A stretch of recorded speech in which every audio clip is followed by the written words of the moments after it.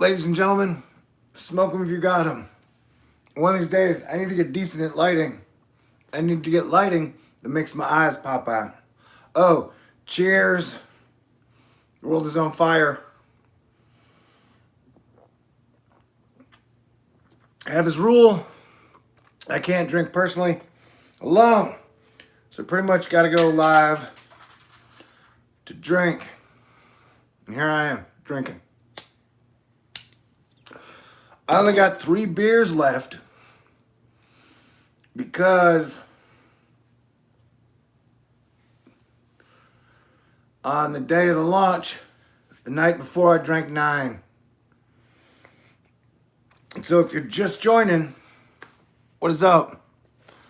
Cheers. The world is on fire. So I'm asking everybody to calm down. And it wouldn't hurt to pray. Today is definitely, this is like the first or second day where I prayed with a cigarette in my hand. This is like the second time in my life where the prayers are so like, all right, I'm praying and I got a cigarette in my hand. Because it is crazy. I spent the whole year, when I picked out months, because what I tried to do was, with the help of the Leo King and what I've learned of astrology and all the shit, my own personal intuition. So I tried to spend 2019 getting everybody ready for 2020. And then for 2020, the 3 months that I picked was like January, because of the Pluto-Saturn conjunction. I knew real bad, weird shit was coming down the pipe. Like, we didn't know what type of monster we were going to get, but I was pretty sure we were going to get a monster. And we got the plague. And so, it is a lot like that Parks and Rec episode where they too got the plague. And in Parks and Rec, because it wasn't real, they just decided to let everybody get it so they could go to a wedding, if I remember correctly. Herd immunity. And so we got the plague. And then the other month I picked, the middle month, was May. I was like, man, after Venus goes retrograde, shit is probably going to get wilder. And then a week after that, it's probably going to speed up. That knowledge I give directly to Leo King. He was like, dude, everything's just going to go way faster. About a week after Venus went retrograde. I forgot the exact reason, and he was correct. And so now we are in fast time. And then not only have riots started in multiple cities in the United States, they are happening in many places across the globe. One reason I was pushing for solidifying, like, let's say I ruled the planet, bum, bum, bum. I was just like the #1 chosen advisor from everybody. And so the advice I gave at the end of January to stay cool and solidify the basic needs of humans, and I mean eating, electricity, the place they already live in, and running water. Like, focus on that while we figure out the plague and figure out pretty much how to get from January to July. And so have a plan, like a 6-month plan for this is what we're going to do as Team Earth, Team America, from January to the end of January to July. And then on the 4th of July, we will figure out what our plan is for the next 6 months. That was my advice. Keep everybody cool, everybody calm, everybody fed, everybody's lights on, internet up, water running, as we figure out how bad the virus is. And then, phase 1, which would have been the end of July to July, and then phase 2, we would have, we wouldn't know specifically until we figured out what we were dealing with. And so that was always my recommendation. And that is not what we did. Smoke 'em if you got 'em. Cheers.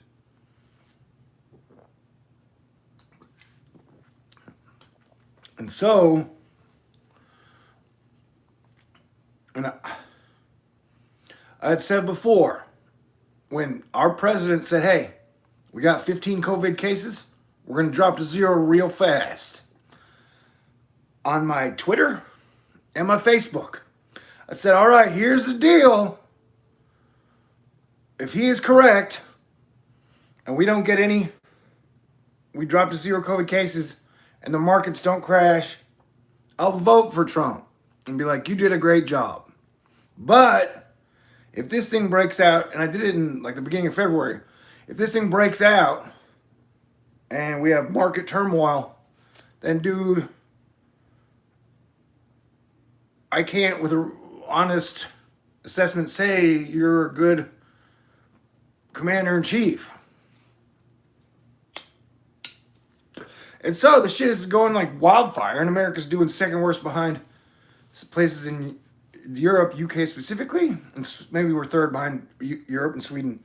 Anywho.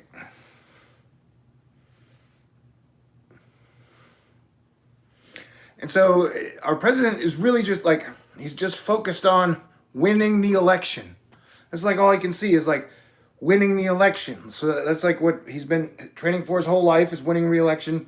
And then up until now is like the election in 2020. And the election in 2020 is still like 6 months away, 5 months away.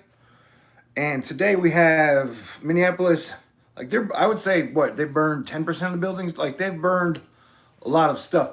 You've had riots and, I mean, small, where just groups gather and then do things that mobs do.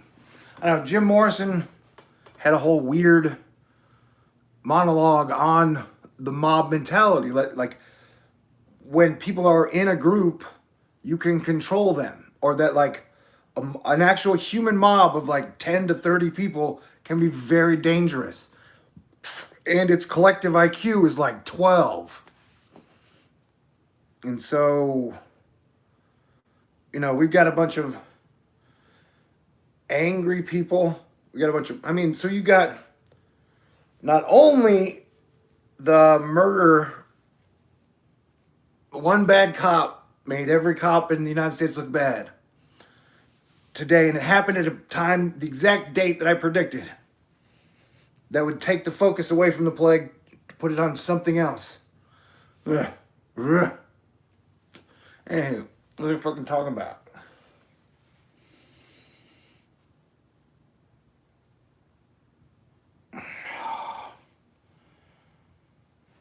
Yeah. We're in really unstable waters, man. Civilization is a very fragile thing, and that you don't want supply chains to break down, and you need to keep civilization civil.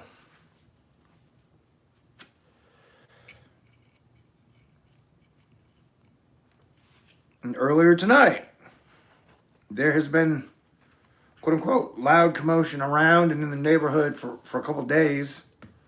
You know, you have people angry about the Minneapolis murder on top of the murder video that happened in New York. You have people totally sick of a lockdown. And during the lockdown, they've been told like 4 different things for every single fact. They've been told A, B, C, D for like every single fact, like everything.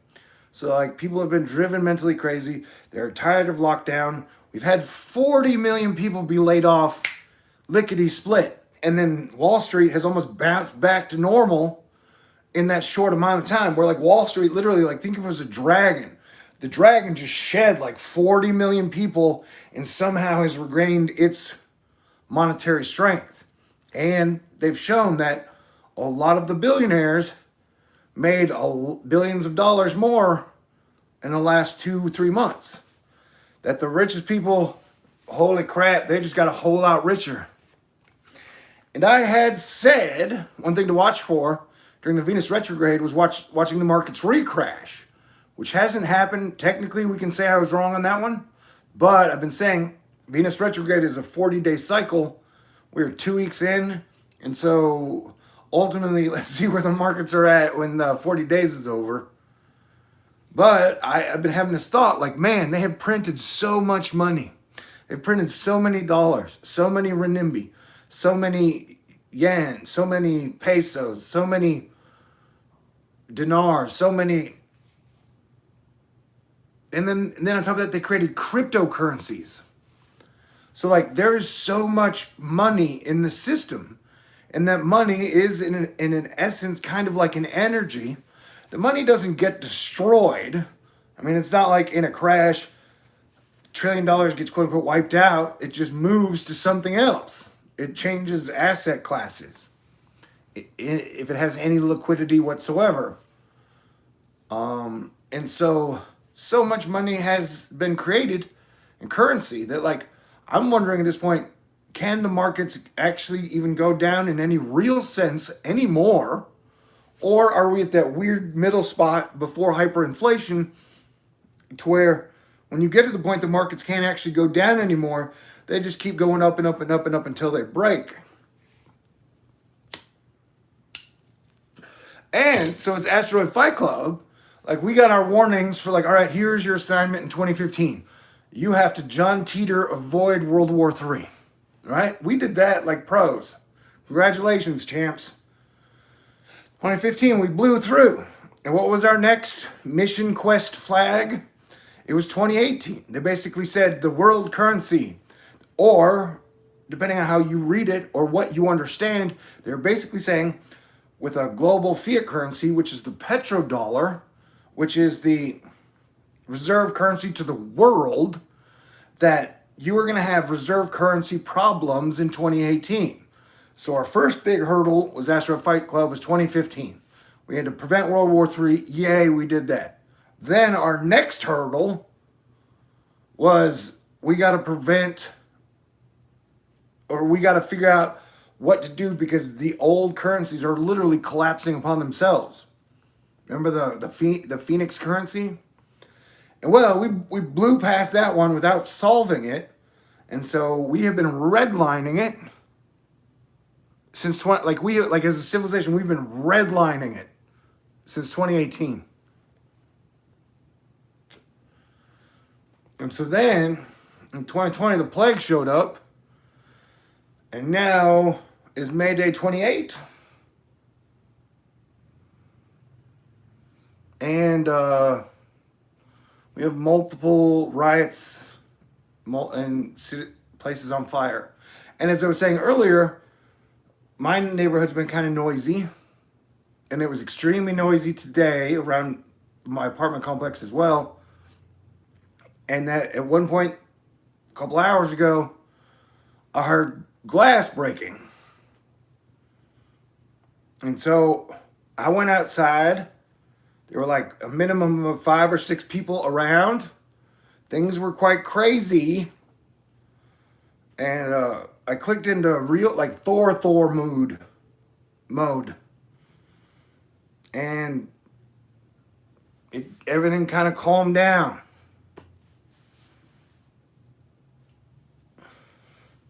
So at this point, I don't know if every neighborhood has a Thor, male or female, who can be like, hey, y'all, let's calm down. But that negative energy wave is riding. And so the people who aren't in it are like in this unaffected zone at their house or apartment. Like whatever they think, they're like, oh, it doesn't affect me. The people who are in it are like so caught into the energy that they don't even realize that they're making things work. Like, as I was watching, it was last night. I mean, this Minneapolis has been burning for over 24 hours. I had this thought of like, man, eventually you run out of city to burn.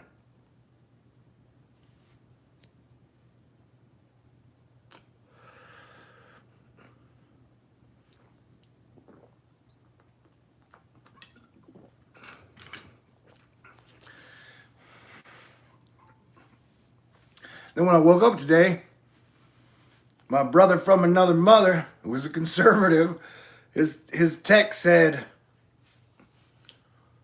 I'm going to send you a bus pass so you can go to Minneapolis and calling them down as Planetary Defense Commander. And I was like, hey, a bus right now would be like getting on an elevator that you sit in for 8 hours.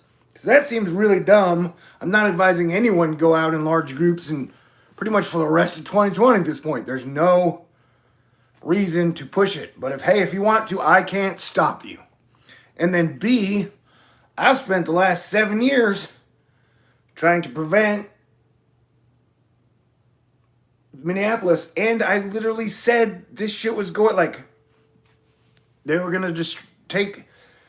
It was like when 2008, when all the banks collapsed.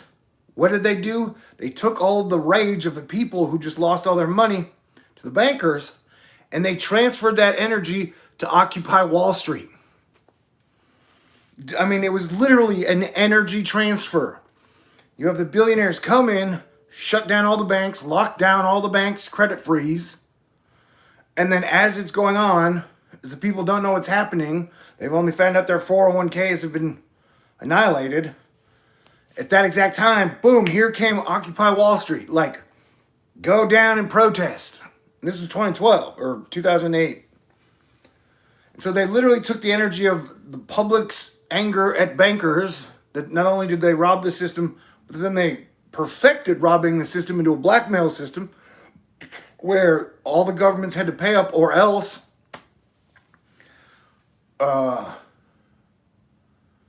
And then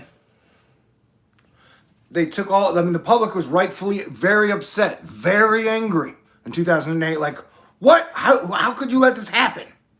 Damn you, Barney Frank. And he was like, what? I don't know. Couldn't see it. He was like a perfect rodeo clown. And so, they took all that energy at the bankers, and then they transferred it to the people who protested. So the homeless or the hippies or whoever was protesting Occupy Wall Street or Occupy Oregon or Occupy, so then the public energy got directed towards them.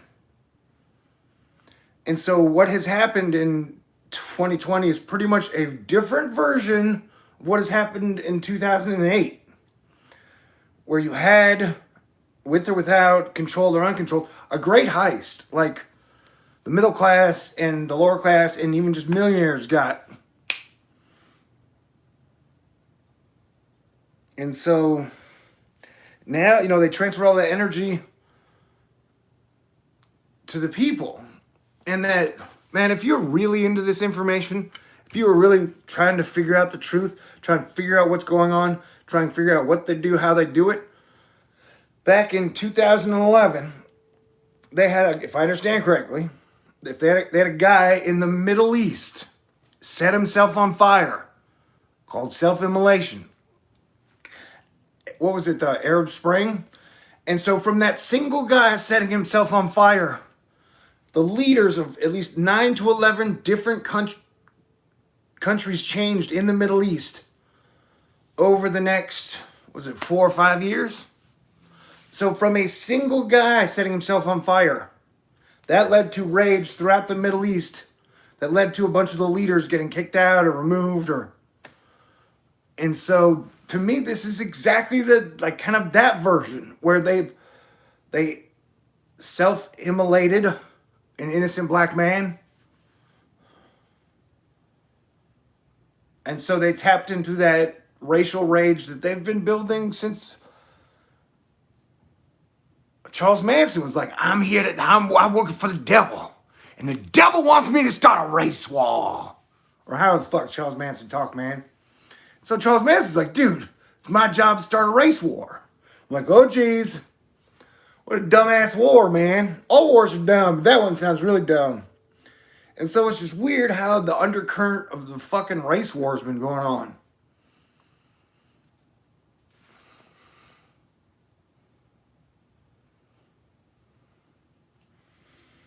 And so as Planetary Defense Commander, we've been getting our ass kicked. We've been getting curb stomped.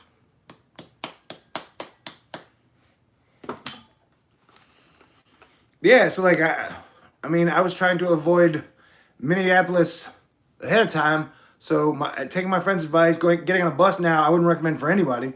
And then B, just showing up and saying, "Hey, y'all calm down." The bullhorn.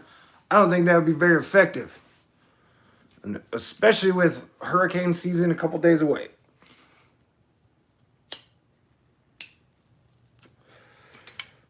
So shit is crazy. Y'all are fantastic.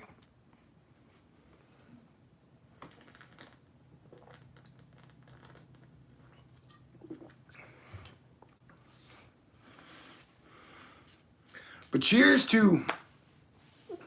But no, so after I calmed down the situation in my own neighborhood, my adrenaline was through the roof. So texting my mom, like, "Mom, cities are burning." Mom is a hardcore conservative. And she told me all her theories on why things are happening.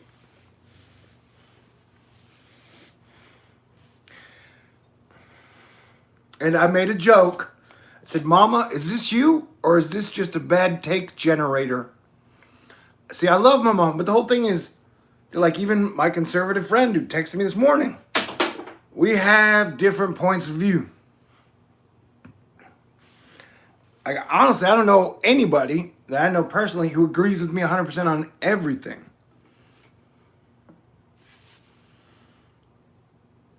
Oh my God, man.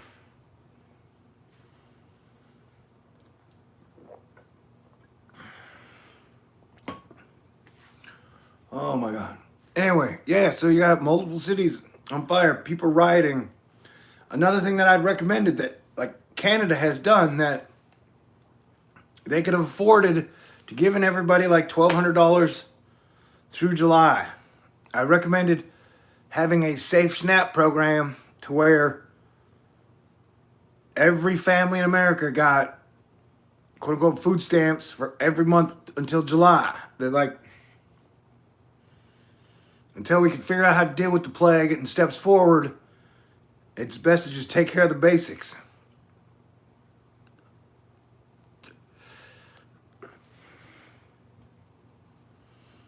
Oh, and so then, and you got to wonder which of these fights are real, because when Trump got elected, one of the first things he did was he sat down with Bezos and Larry Page and the CEO from Facebook and Sergey. And so today's distraction was that Trump signed an executive order forbidding censorship. And he said it applied to like Facebook, Instagram, and Twitter, but he left out Google. And yesterday I made a joke like, wow, if this executive order is real and all shadow bans are lifted, I'm kind of freaked out because am I really ready to be famous? But I guess I'm not going to have to worry about that because whatever the fuck he signed doesn't apply to Google. And I guarantee you that pick and choose their winners. And I don't think the truth community, which is 95% conservative, and pretty much has the exact same point of view on everything, asterisk, is that censored. Although they took down Alex Jones, which was weird. And then they took down David Icke. That was the big one.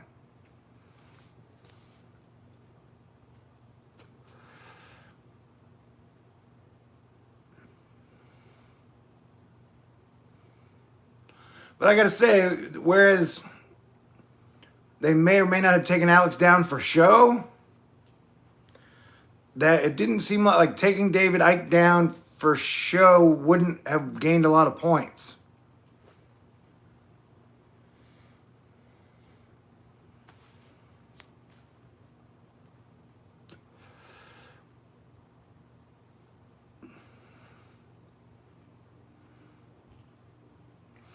And that's, for definitely the last decade, it seems like the whole society, because they haven't had an option, has let Google operate like its own nation. They've let Facebook operate like its own nation. They've let Twitter operate like its own nation. They've let Instagram operate like its own nation. And so they've been able to craft their narrative however they want to.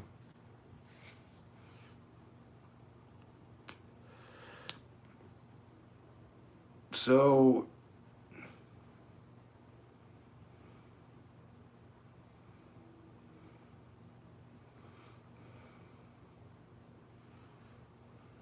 we'll see what's gonna happen. But I would recommend, man, I gotta find my glasses. Everybody's staying cool.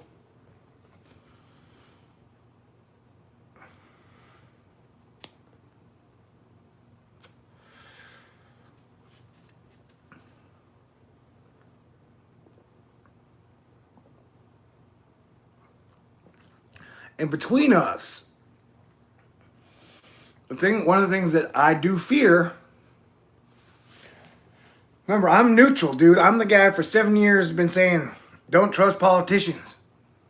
I wasn't Obama cheerleader, not a Trump cheerleader.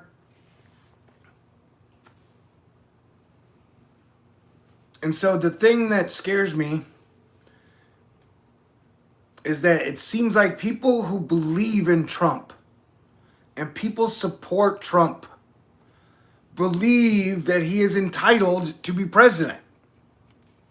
That, like, under no circumstances in October would they believe that someone else could beat him and get more votes.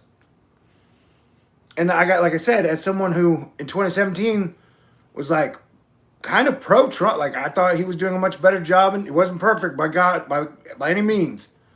But during the soccer bowl moment when he was like, peace with North Korea, peace with Russia, I was like, all right, this guy may take us decent places.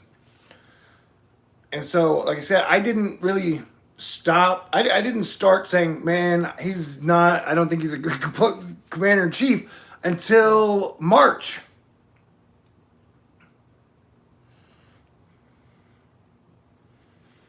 And so that I, as an American and planetary defense commander, I like have a right to say, hey, look, I don't think the guy's doing a good job. He said we have 15 cases. We're going to 0. He insults people all the time. He doesn't take blame. And really the main thing is that, like, if he would have, like, at the beginning of March, if he would have come out in a mask and been like, if we all mask up, we can reduce this shit by 80%. If he would have done that, it would have sent such a message. Instead, he did the opposite. So I'm just saying that, like, I really believe there's a theory whether it be 20% or 30% of the people are like 100% Democrat and they're never going to change their mind. Or they're 100% Republican and never going to change their mind. But there's the like 40 to 60% of us in the middle who really go each way. Like, we can change our mind. Like in 2012, I voted for Barack Obama. I mean, in 2008, I voted for Barack Obama. 2012, I voted for Mitt Romney. 2016, I didn't vote. And so, I think right now, if we had an actual vote of Americans, I think he would lose, because you got fucking cities on fire, dams breaking, a plague breaking out, and the only thing he can do is retweet full Fox News content, blame people, like call people names, and then even the Obamagate. Like, okay, so Obama was leaving office. And when he left office, he didn't become some giant power player that took over the UN. He pretty much just disappeared for three and a half years. I would guess to hang out with his wife and his kids. And so, like, even if Obama did spy on him, apparently he was just like figuring out what he's doing, what he's saying, and then he left. So that, like, the whole Obamagate is an absolute fucking non-starter. And so it's weird to me that Donald Trump is partially centering his re-election campaign around Obama. But Obama centered his re-election campaign around Obama and won. So maybe it is a winner strategy. I'm frustrated. And I got helicopters in the neighborhood now. I don't fear helicopters, by the way. And man, if one crashes through the wall and blades my face off, I'm going to look dumb.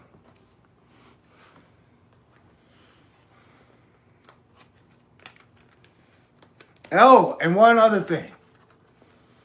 Last night, our president retweeted a video of the guy who said the only good Democrat is a dead Democrat. And I was like,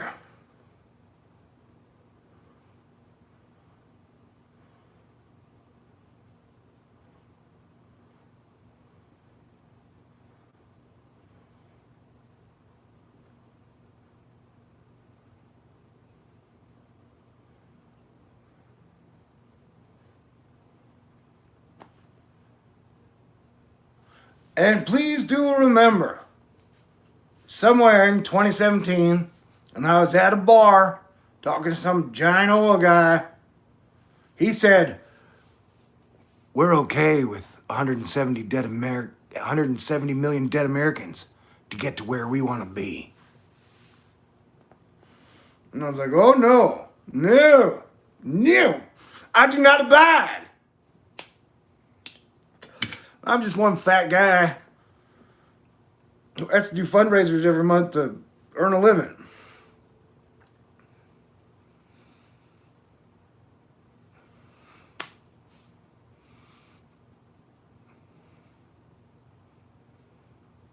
And the last time I talked about running for president, seriously, they zapped my computer within a week and a half, 2 weeks. That puppy was just dead. But I almost feel like it's getting back to no fucking choice again.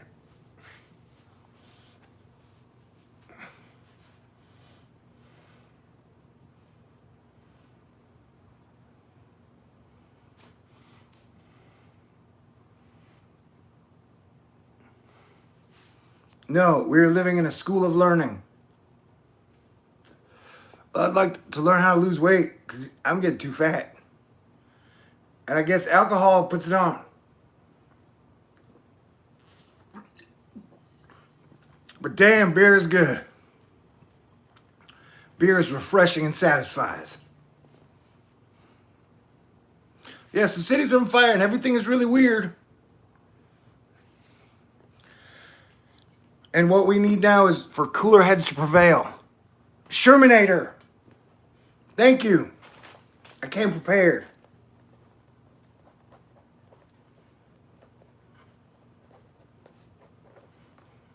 Thanks, man. I appreciate it. I super appreciate it.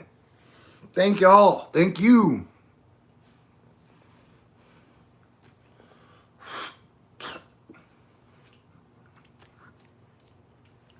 And so when the Leo King said things were just going to go faster, like it would definitely appear the dominoes are in motion. You know?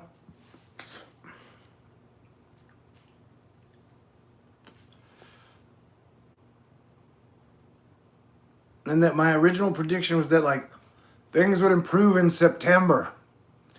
Although October was still going to be pretty weird. We would see green shoots of like, hey, maybe we are going to make it. And September is like a long way away. And even then, it's not as far as October. But think for a second. Let's hypothetically say that one agency tried to break out the virus out of the Wuhan lab, and that's how it got out. And that, like, technically nobody planned for it to get out. If that happened, then it really made the whole situation that much more dangerous, and every single team had to adapt to the new situation. And I definitely think the universe hands Earthlings surprises at certain intervals or when we hit certain marks. I know a lot of people don't like to believe that there are things mankind does not know, but I'm not one of those people. Like I said, sometimes life just throws you curveballs, man. Sometimes stuff happens that you could not foresee, or that you never guessed, or you never predicted. Because as I have mentioned, as being me, trying to monitor all the things, all the players, all the levels, that it sure seemed like everybody got caught flat-footed. Except for maybe Bezos. But, I mean,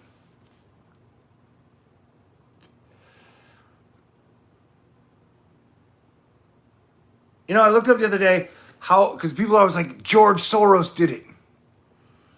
That dude is 90.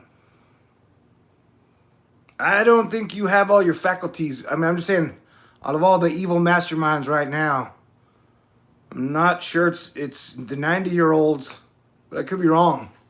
Because they have had 90 years, or technically 80 years, to plan everything. And you know what is the crazier conspiracy, like, theory factor? Is what if they have semi-perfected some type of genetic manipulation, alteration, to where you can live for like 200 years. So if there was a subset of human beings that could live to be 200 years, that would change the game completely. Then there would be some like 200-year club, and that none of us know about it. So they're building tiny little cities, possibly in the sky, possibly on the moon, possibly on Mars, possibly in a dimension they split open, that we don't even know about. And that's where all that money's going. Because another thing that I've talked about several times on this channel is they've printed so much money since 2000. Where did all this money go? Because a dollar has to represent a thing, so that if you are going to create dollars that will represent things, they had to buy a bunch of things with it and then use those things. It definitely didn't do it in public infrastructure. They definitely didn't do it on like cars and buses and tunnels that we know of. Where did that money go?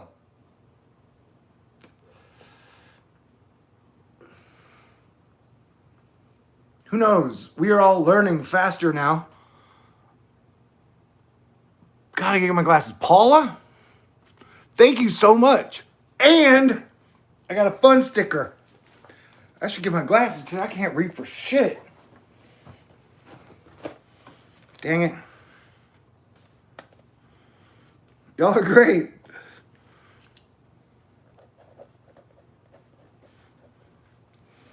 So I guess that's what I like to specialize in, is all the things that people don't think about, or the few do. Because like I said, these days, if you got like a million people who are agreeing on something, it's usually not the thing. Man, the airspace over my apartment has been very busy tonight.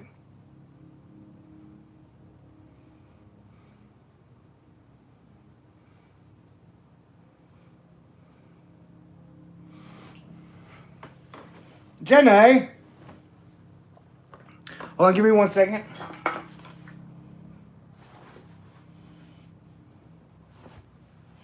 I hope to see my glasses. I did not find them. Dang it. I'll get up in a second when this beer's done. So yeah. Smoke them if you got them. If you got a girlfriend or a boyfriend or a husband or a wife, definitely kiss them extra. Be good to like enjoy everything now. Because I don't know how much weirder this is going to get. Last night I was watching a Leo King video, and someone who was in hurricane or typhoon cyclone Amphan said that it was really, really, really, really, really bad, and that it affected a ton of people over there, and that they haven't recovered at all. And they were like, no one is talking about this. Does anyone even know about this? And I was like, I do, yo. I know what you're talking about. And when I finished my very last video about the June storm, the National Hurricane Service or weather, whatever, put out a thing saying that Invest 93L in the Atlantic has 30% chance of developing. And if you're paying attention to my Twitter feed at 24 hours ago, that exact spot, I was like, here's the dark wild horse that I talked about. Models had shown it hit Maine, and the model showed it hit Nova Scotia, and then models just had to go straight north. And so that was a dark wild horse that we were monitoring. And so now it's on the board as well. And remember, everybody else has been saying that it is going to be a totally active hurricane season. And I'm still gun shy from last hurricane season that I don't want to call things. And in one of my conversations with Cranky Weather Guy, he said he wasn't making a call until the 30th. I definitely think the storm coming out of the Gulf is going to be a problem. Rain and flooding will probably be the main issue. How intense that thing will get, I don't know. But the fact that we might actually be dealing with a hurricane right when June starts is not the optimal situation.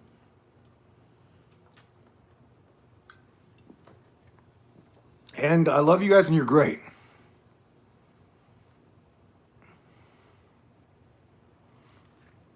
Someone said Trump is the lightning rod. And this is what I've mentioned this before. And you know it, that like you have to give credit to over the last decade or so, if that's what you're doing, in a sense of the fact that Barack Obama could take the focus of a billion people and handle it, whether they loved him or hated him. Even Hillary Clinton for the time in between from like 2014 to 2016. Hillary Clinton had the majority of the focus, and she somehow still took it. And then Trump definitely takes on, because it's kind of like I say, that whenever I make a video and you watch it, we make an energetic connection. It happens.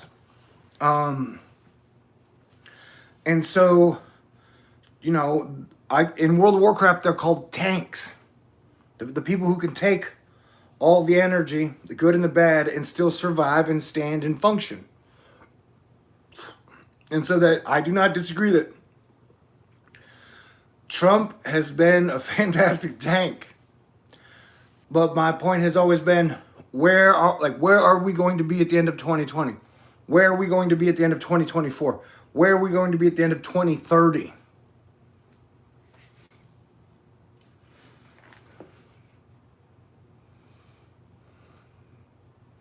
And at some point, you know, I've been told in person that, you know, for 25 years, we're still going to be arguing about politics. We're still going to be arguing about racism. And we're still going to be paying between $60 to $100 for a barrel of oil.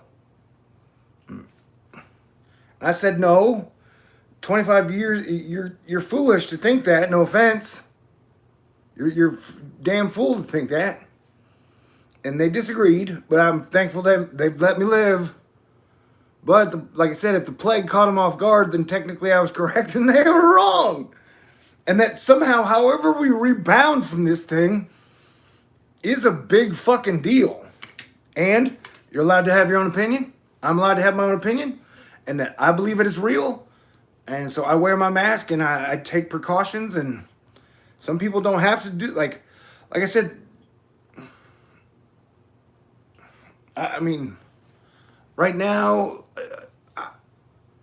I would not get on a train, a bus, an elevator, or a plane unless I had amazing motivation.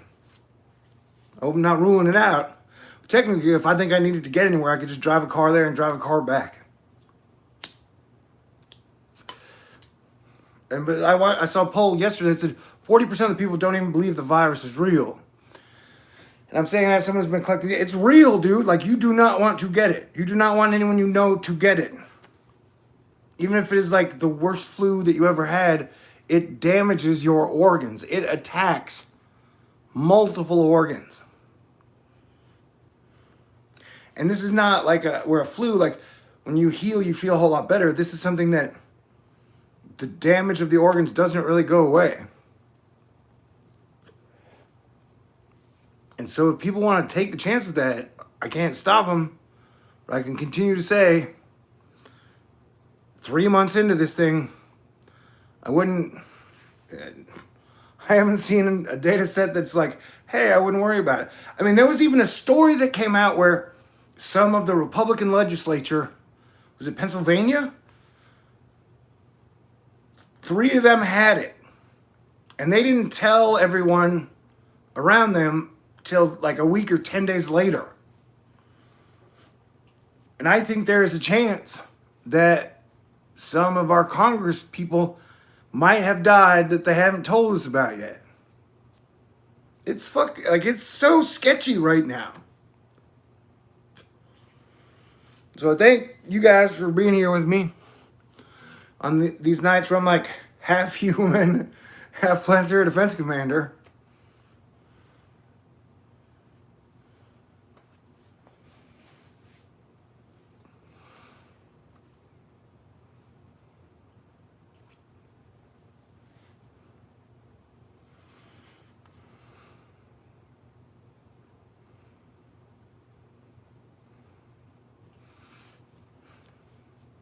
I mean, there was a mob that roamed into traffic in Los Angeles.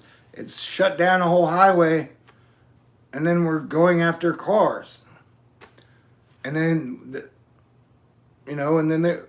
and these aren't, it's the mobs are diverse. And in the one thing I have noticed at times where cop cars get attacked, well, at least in Los Angeles, when they got attacked, it was always with skateboards. Like the people attacking the cops were skaters. But remember, so I guess there's like a team anarchy, there's a team chaos, and then there's team Earth. Technically, I think it's either team chaos or team Earth. And so we're at that point where the universe is like, everyone must choose either team chaos or team Earth. Or it's like, I gotta choose to run for president or not run for president.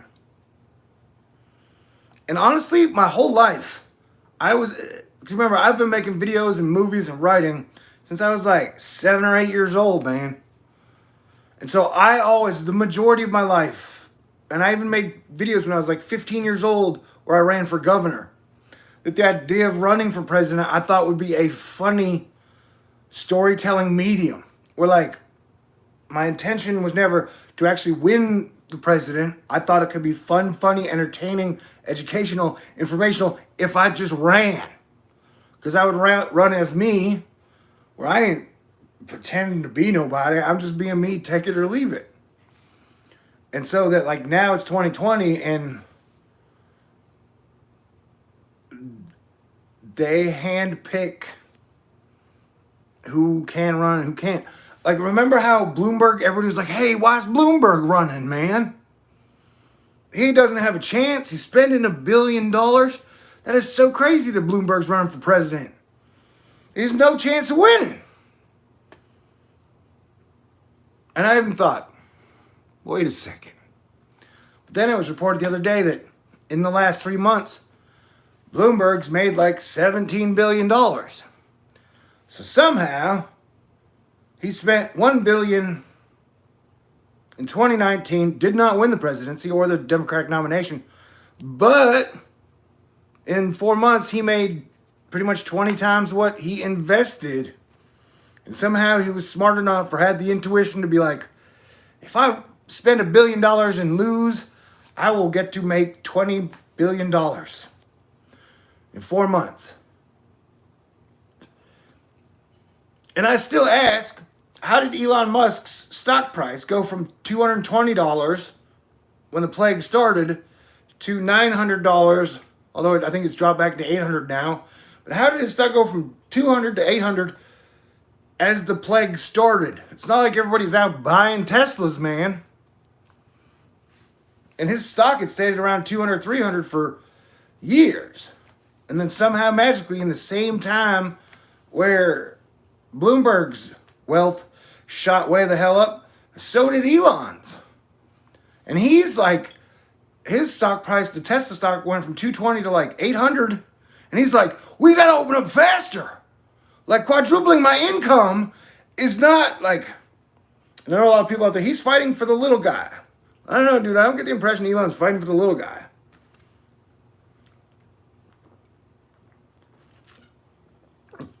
And I'm trying not to talk shit about people, but I made that video and they were like, there's a tornado warning at the launch site. I was like, okay, stick a fork in it and let's pause Launch America, because I don't think you launch rockets when there's lightning and tornadoes in the area. And then they did that weird thing where they all, like, the astronauts got in their cars and they drove in there, like, they waved goodbye to their kids, like, literally, like, they had a asterisk, literally. One of the astronauts had, like, a hand holding the steering wheel, his foot in the car as he's, like, holding his kid's hands with a shield, and is like, I love you. I love Tesla, but not as much as I love you. And then they got in their cars and slowly drove around. And then they got to the launch and got up there and they were like, oh, it's canceled. Freddie! And so, you know, I said to you guys, thank you, Freddie. Thank y'all.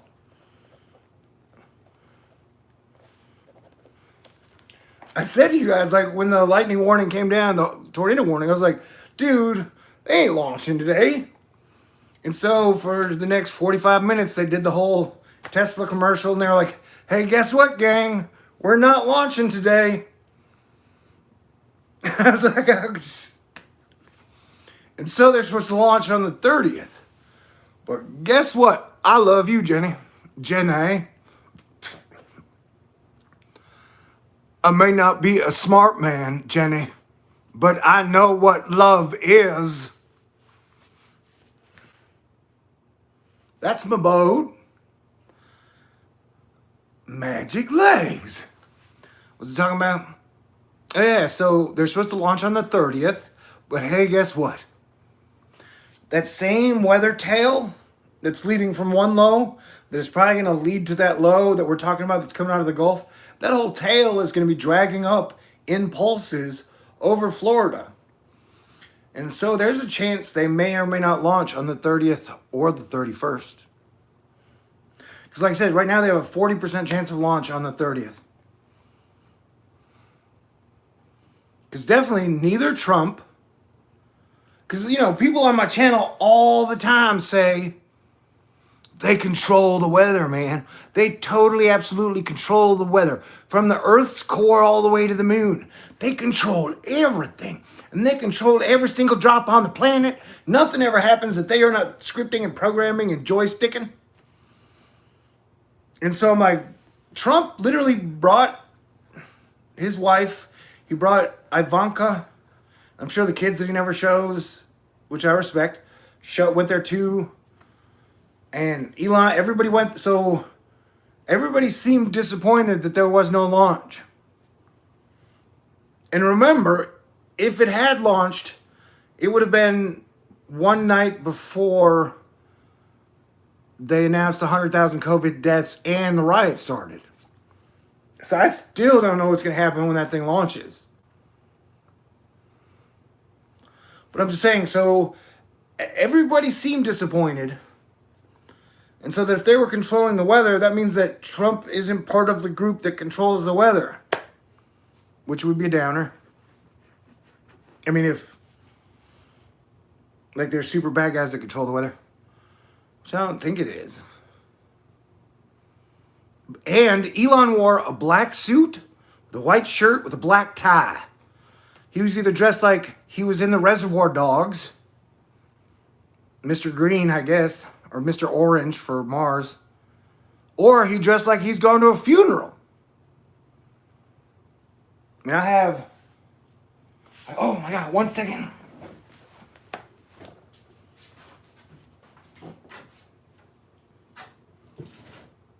No, way to go. Now would be the perfect time to have a decent camera. Oh, here it is. You remember, I told you guys, I used to do work for a video company, and we used to work for we used to do work for lawyers. And that when I used to work on cases that would go to trial, every time I would work with the lawyers, that one trial, they had this cool thing where they would give me a new tie. If I helped them win a case, and it was civil trial, they gave me a new tie. It was just a cool, like, kind of movie thing. And I used to love to win ties from the lawyers. And so the favorite tie of all the ones they ever gave me was this one. It is from the Smithsonian Institute of Air. And it's got two, I think they're F-16s. And so in my closet at the ranch, I got like 30 ties. All of them are nice. I mean, I don't buy ties. I'm not a tie guy. But when I worked for lawyers, I had to wear ties. And so, like, if I was launching rockets, this would probably be the tie I picked. Although, due to my smoking, it has got smoke damage, but you can see that it's got red, white, blue, and silver, or gray. And so I just thought it was a weird freaking choice, man, that Elon was wearing black, white, black. And I will rest better when that launch is over. Someone made a point about commercial space, saying that, like, at least when you had NASA, before, it was always for the people, at least until JFK died, or 1999. Science really changed when they put the Hubble up. Because before they put the Hubble up, they're like, we don't know anything. And then they put the Hubble up and they're like, we know everything. And so they basically handed space over to the private sector. And that's really weird, man.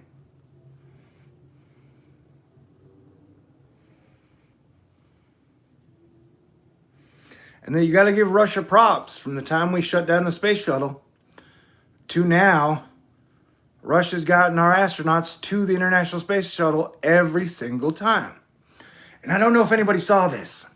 Smoke if you got them. But one of the Starlink satellites deorbited and went like down levels. Apparently went a little bit out of control the day of the launch. And I thought that was weird. Today it went back up and synced up with the other satellites. And so the whole fact that, like, Trump is doing a press conference tomorrow on China. Because they went from a trade deal yes to trade deal no. And now they're mad again. And so if you guys watched the video from 2015 where the little 8-ball flew fast and punched a hole in the rocket, like, pissing off Russia and China before a rocket launch is probably not the smartest thing ever.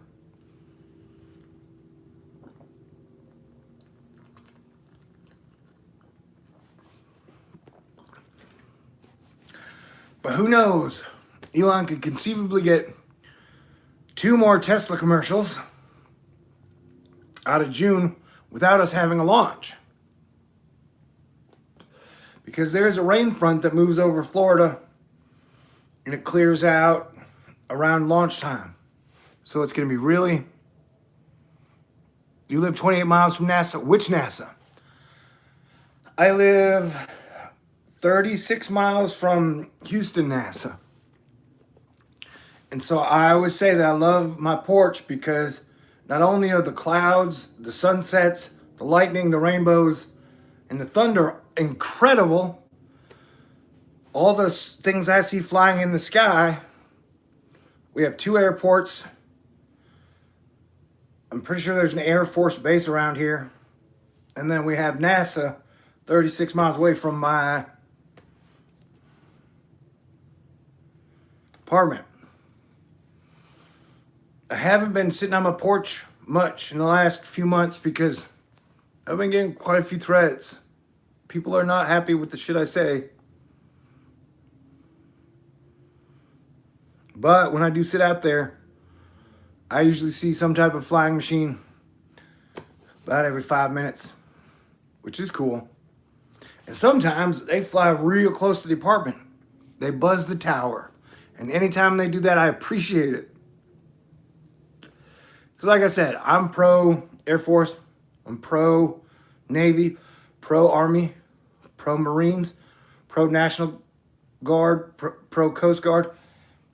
And I know it's not popular. I'm pro police.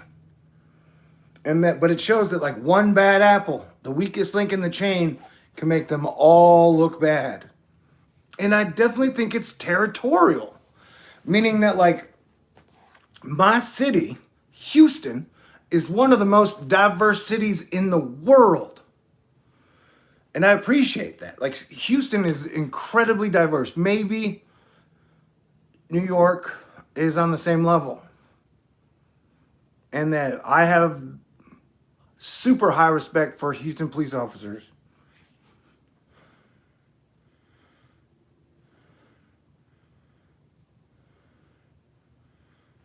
But, I've heard there are deep racial tensions in between the police in like Los Angeles, parts of New York, parts of, I guess, Minneapolis, and definitely Massachusetts.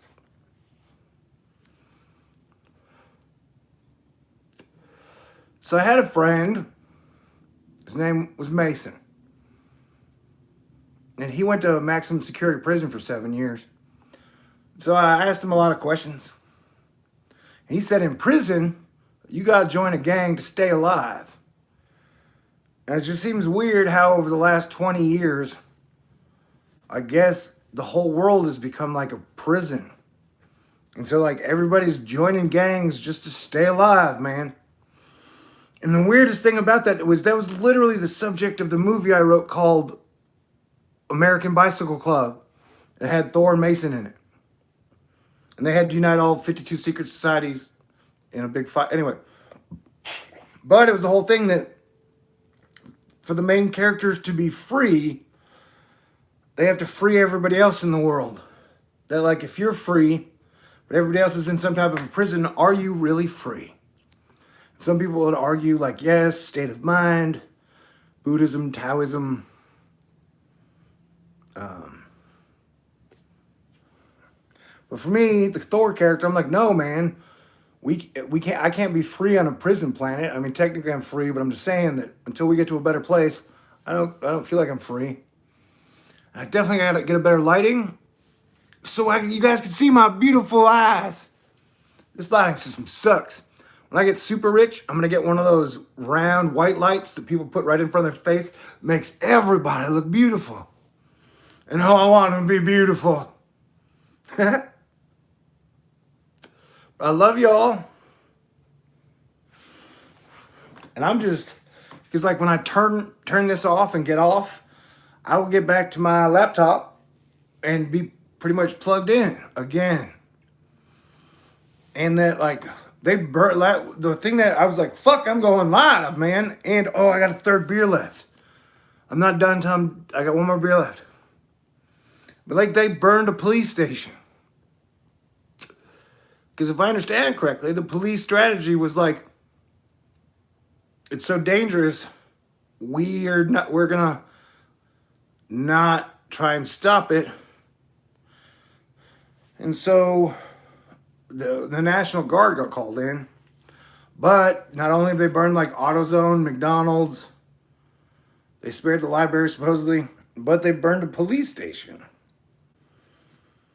Back in the day, I used to keep a list of all the infrastructure that we've had that broke. And then in like 2018, I just stopped because nobody was really paying attention and the figure was getting way too high. And so, like, with 40 million people out of work, you could definitely start some major national job programs. Building superhighways, building new cities, like revitalizing like cities. Houston's a kick-ass city. So that, but like I've talked about, that one of the things, we have a bayou where I live. It's a river that runs by and through. And so over the last year, they dug out like 30 feet on one side of the bayou, 30 feet on the other. And then so that to flood prevention, like there are a lot of improvement projects we could start. But like I said, when our president is retweeting, no, the only good Democrat's a dead Democrat, it's like, how can we have realistic discussions on building our world of the future, building infrastructure of the future together, and getting people back to work if both sides hate each other? And not only do you have both sides hating each other, you got Russia's pissed now, China's pissed, like everybody's pissed, dude. That's why this is just like American Bicycle Club, because in it, Thor and Mason have to unite all the secret societies, which seems like an impossible task, sure. So I would get, yeah, it's one part of the screenplay. Everybody's mad. Okay, I'm gonna get my third beer. I love you. And I'm so fat.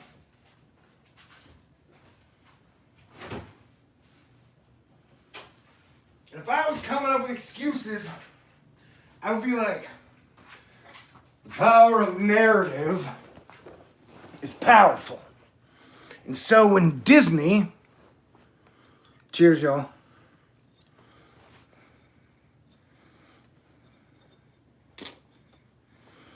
When they made Fat Thor,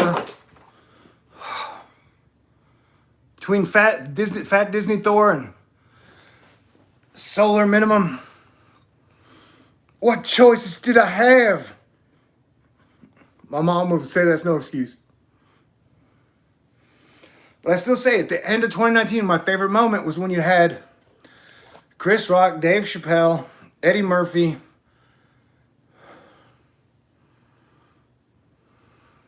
Tracy Morgan, and Kenan Thompson stand on the Saturday Night Live stage. That was like, I was happy. And around that time was when the sun had 2 sunspots from each solar cycle. I was like, this is a tiny little sliver amongst all this doom, to where, as dark as these days get, this won't be the end. And that I personally think I'm probably going to survive for at least another 10 years. But I definitely got to do some sit-ups and start walking again.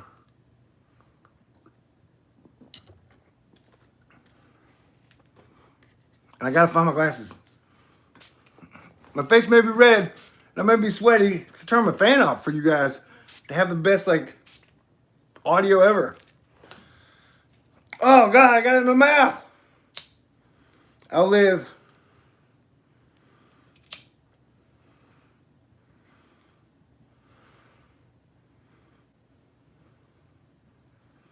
That's why I say, sometimes I feel like I repeat myself too much. But it's like the world is like a party. It's either a bad party or it's a good party. And to have a party most of the time, to have a really good one, you got to do some planning. You got to do some Murphy's Law fixing. But you can put together a good party. And we have been in a bad party for a long time.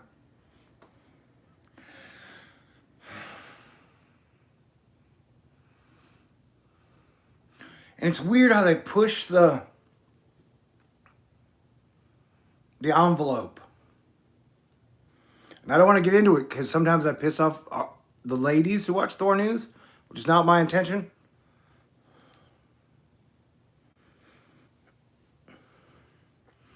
But like at the end in 2016, when everybody thought Hillary was going to win, it was like all white men are garbage. And all men are garbage, but especially white men.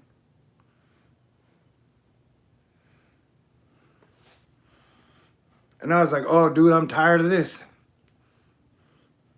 But the weird irony is that the media only shows the worst 99% of the time. They only show the worst of society or politicians. And so, of course, if you only show a bunch of dickheads and cheeseballs and assholes, everybody's going to be like, that's all we can do.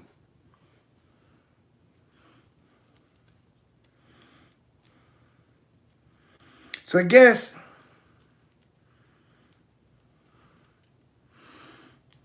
black people are strong. They have endured a whole lot of shit. And so yeah, I think white people gotta get cooler, man. White people gotta step up our game.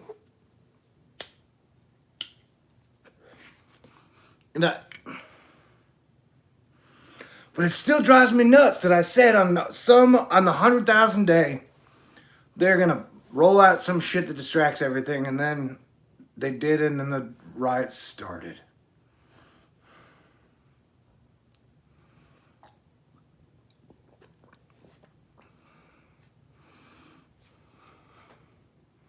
Did I miss somebody? You gotta have faith, faith, faith. Baby. Okay. I love you guys. You guys are amazing. I'm running out of cool shit to say. And I'd grab a book and read something cool, but I don't know what to do with my damn glasses.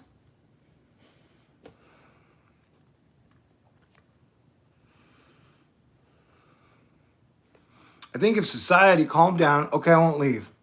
If society calmed down, I would get LASIK surgery. Because I miss having 20/20 vision. Let's talk bold.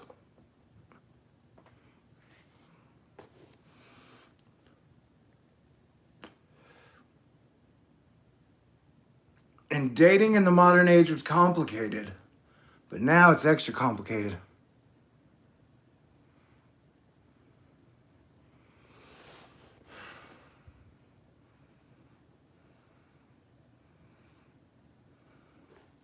And I know it's not popular, but I think we're going to be dealing with the fucking virus for 2 more years.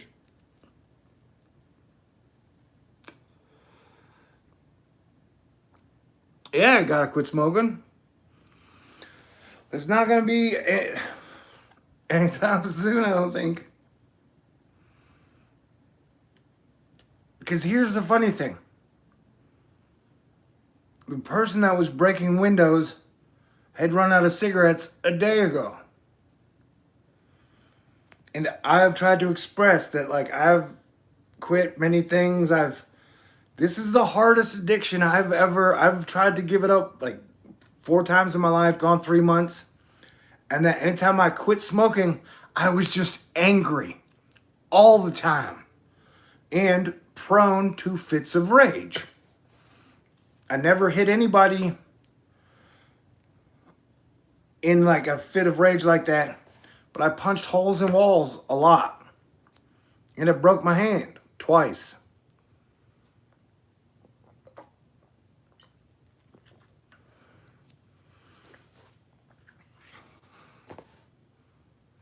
I think I saw a study that said the most successful stock over the last 40 years from A to now was a tobacco stock. That this cost them 22 cents to make, package and all. They sell it back to us at like $5 to $7. Like 30% of it is taxes. And then they got stock on top of it. It's freaking crazy, dude. I don't know. So creating 40 million people who, a lot of them are going to go hungry. At least 5 million are gonna run a like it's a powder keg. Excuse me. We're in a powder keg situation right now. You and I. And so I'm saying the A, be cool. Like if Ninja's busted in and kill me right now, I would not regret the fact that I've been cool. And, okay, let me say this. I've always looked at it like there are 2 types of people, especially when you're talking about suicide. There are the people who are like, I can't handle this world. I'm taking my own life. And then they kill themselves. And in my life, I've had moments and days where I felt like I couldn't handle living, and I contemplated suicide. And so, you know, like I said, 2018 was real rough on me. And then being 16 was real rough on me. 15, 16. Anyway, and then there are the people who are like, I'm going to kill myself and I'm going to take out other people too. So it seems like there are the people where they're the people who like to dish out pain, and then there are the people that if they have to dish out pain, they hurt themselves. And that's kind of what we're dealing with. Like I said, it feels like we're dealing with left brain, right brain. And they're playing us like a fiddle. And so what can we do to disrupt the bad guys' game? And then flip the script to everybody wins and everything is awesome.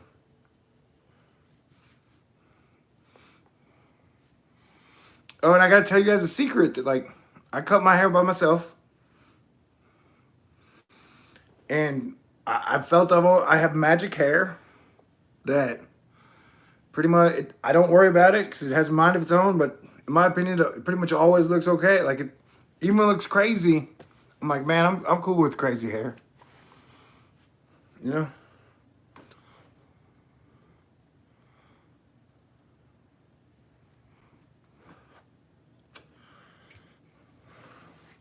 But yeah, so I mean, in many ways, it seems like we're definitely getting played.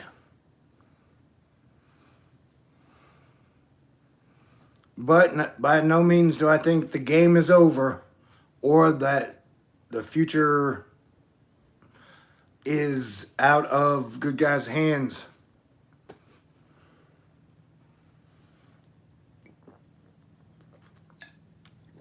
Repeating things I've said before.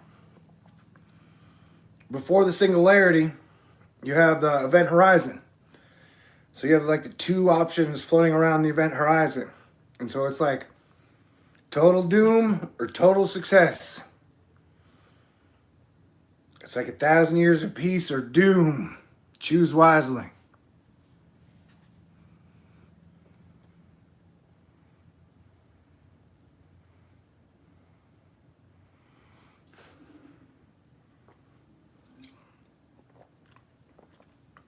And so it's definitely a money man's game right now.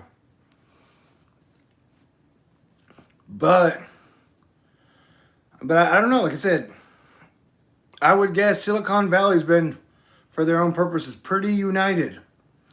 That day that everybody fired Alex Jones, I mean, you were talking about every single YouTube, Google, Twitter, Instagram, everybody got rid of him same day. You know, like that had never happened before and it hasn't happened since. As far as I know, I mean, to someone on that level. And that was weird.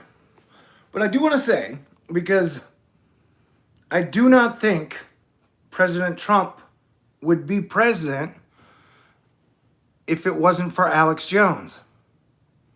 I definitely do not think Trump would have been president if Alex Jones hadn't been there and been on his team. He wouldn't have won. And so I was bothered, even though I don't agree with Alex, but that, like, it didn't seem like Trump showed any loyalty to Alex whatsoever. And then, like, Julian Assange, Trump didn't seem to show any loyalty to Assange either. And so that has been one of the things, if I did have to take points away from Trump, that, like, it all seems to be about Trump, man. He doesn't seem to be loyal other than his Ivanka. He doesn't seem, even Bannon and other than Pence, he doesn't seem super loyal to anyone other than Trump.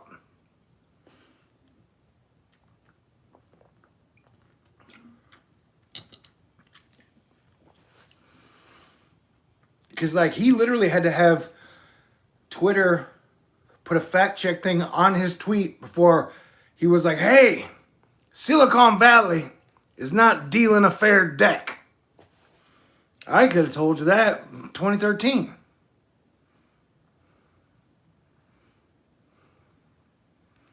Like I said, I don't judge him. I think as a soul, that's God's job.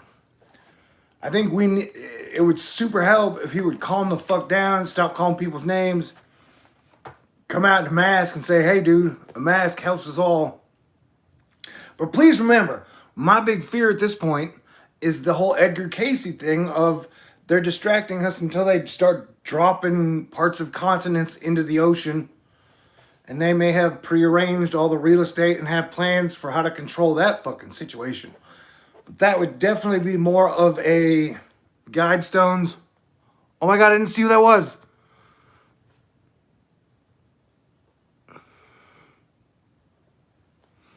Thank you, Paula. You guys are great.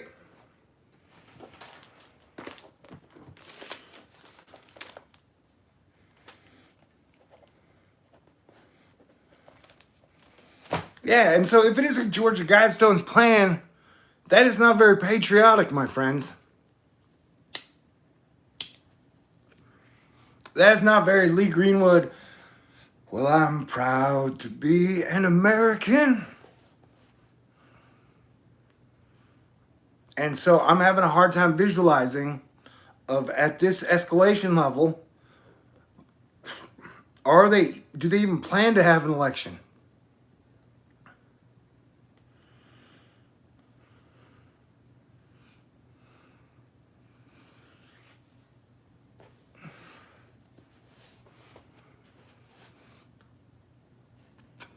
My face is red like a beet.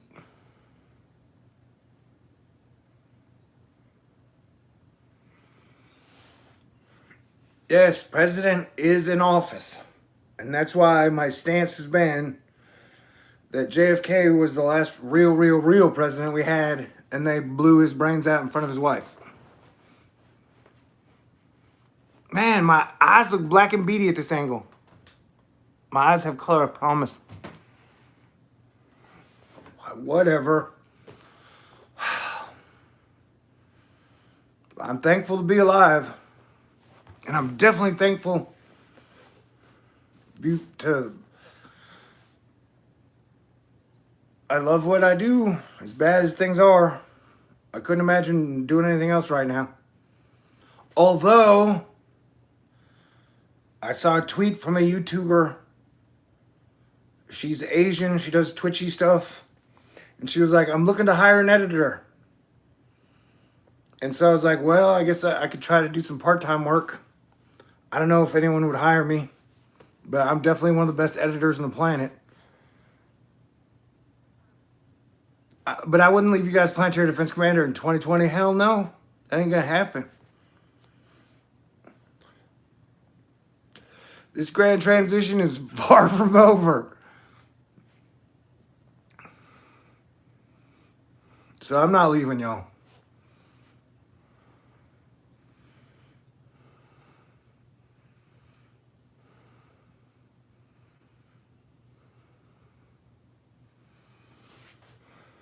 But I do look forward to when the launch thing is over.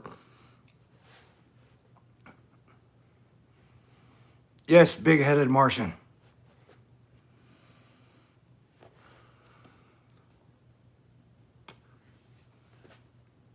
I want a space truck. Well, I guess a car would be the next step, but... I thank y'all for being here with me in 2020. There's no way I would have made it through this without you guys. So yeah, I'm glad you're here. I'm glad y'all are here.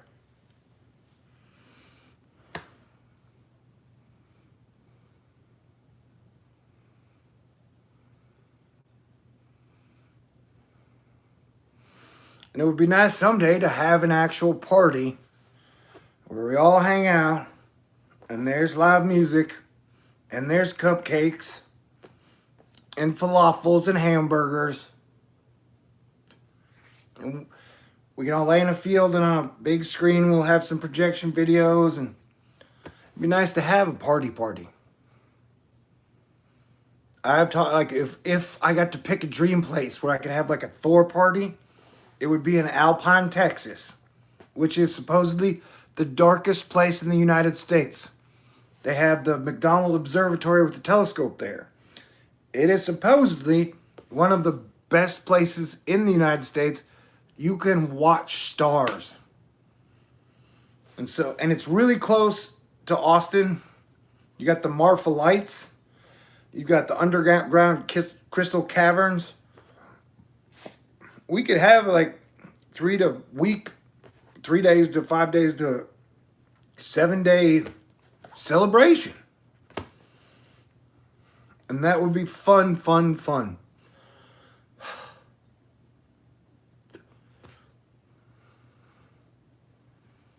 I mean, even if like there were 90 of us, there are 90 people here now. There are 90 of us that got together in a giant field. And for those of us who wanted to drink or vape, absolutely. As long as you were cool. You know, there's no fighting, no raping, no molesting, no evil shit. Just all cool people hanging out together. That would be great.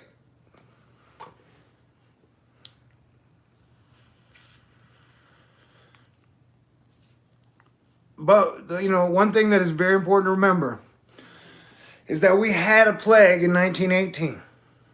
I think it lasted till about 1920, 21? And that as soon as it was over, we had the Roaring Twenties.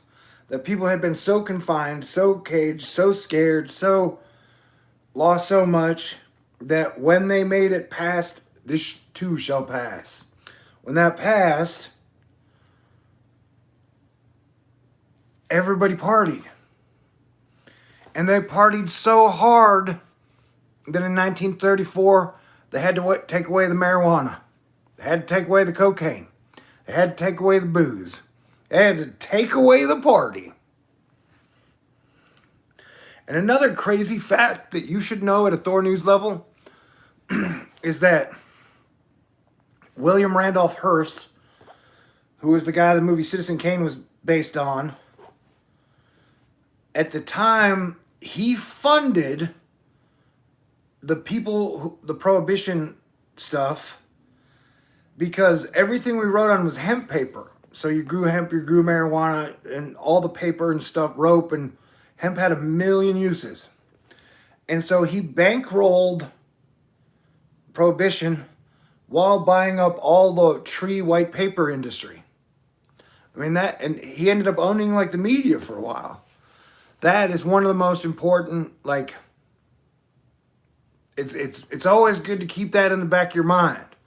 That they literally used the Puritans, and the consensus is kind of that, like, the men were so busy out at the bars and the jazz clubs, and they would leave the wives at home to take care of the family, the kids, the house, the farm, that at one point the women banded together, you know, when Hearst backed them, and were like, "You're coming back home." And so, yeah, it worked. Anywho, so what I'm saying is that as bad as everything is now, and that we're all frustrated, it is a powder keg. Cities are on fire. And that as long as it doesn't hit like worst case scenario, we will get over the hump, and we will get to the period where it's very easy to celebrate and enjoy life. And thank God for having good company with you. And so the girl, I mean, she's like 20 something. She's like a YouTuber. She's like Asian, or Filipino, and German. She has 1 million subscribers. She's looking to hire an editor. She has 56 million views. I've had 16 million. So I'm just saying that, like, I know a little bit about it. But it was cute to watch because she was like baking cookies. She had like 4,000 people watching her live stream. And she's real cute though. And she has goddess hair. Anywho. What was my point? Oh, and she was like, "I'm so frustrated by quarantine." And they're like, 10 of her other friends, 20 of her other friends are all like Twitch streaming super cute gamer girls. And so I just thought, you know, because I've been in lockdown for like 2 years now. And so I get that people are frustrated. I understand it, man. Trust me. But that, from what I still understand, on most levels, everybody's going through the lockdown. You know, like, if you're Elon or Trump, you've got your small inner circles that have figured out their own little plan and are kind of hanging together. But I think most of the circles that will do that, get on a plane and do the things and go the places they want to, there aren't a whole lot of those people or groups who have put together their own little circles. And so if I was going to give a recommendation to everybody, look, I'm calling it like I see it, and I'm not wish casting or anything. That, like, I think between now and September, we're going to have this open window. And that the lockdowns are coming back in September. Because we're going to get to a point where a lot of people are going to be dying from the virus. And it's just undeniable. And so we have, like, the summer to figure out, like, in that circumstance of, like, or where do we want to be, and what type of a group do we want to be with? What type of situation do you want to be in? Where do you want to be for the fall of 2020? I think that's very important to figure out now, like, to gauge and ride out the next 3 months, but also during that time, be prepared for the September of, like, what are we going to do?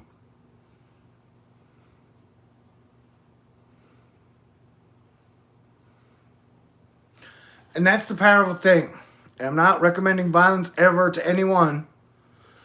But I'm just saying, if the same rage is now being deflected on the first responders. Like, I love first responders. I love our military soldiers. And yeah, there are bad apples that make all of them look bad. But what I've been trying to say before this happened was that, like, the police have the hardest job out there right now. Definitely in 2019 to, like, definitely 2020. So that before the riots even started, before the murder that set off the riots, the police had to deal with people being sick of lockdown, people having the plague, people going homeless. Like, the police already had the hardest job. And that now that the event occurred on the 100,000 COVID day, our first responders' job just got harder. And that it would be wonderful if the president, our commander-in-chief, and all the people who work for him and believe in him would take the next week out to figure out how to make first responders and peacekeepers' lives better and their job less dangerous.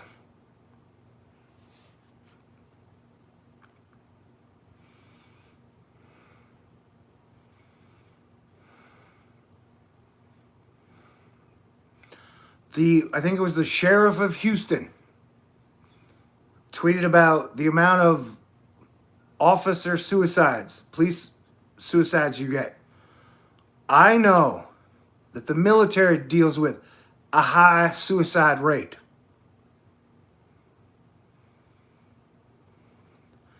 That, like, our commander-in-chief and our president and his team and the Biden team and basically everybody on the planet, in my opinion, needs to figure out what we can do to help the people that are keeping it together or doing their best in this situation.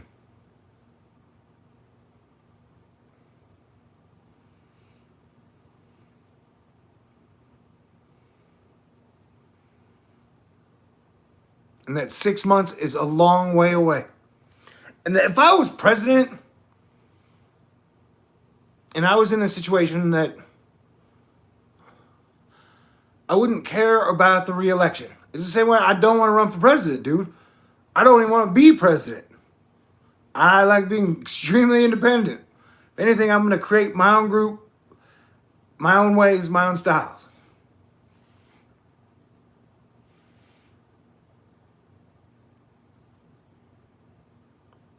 But that his job is so much bigger right now than just winning an election.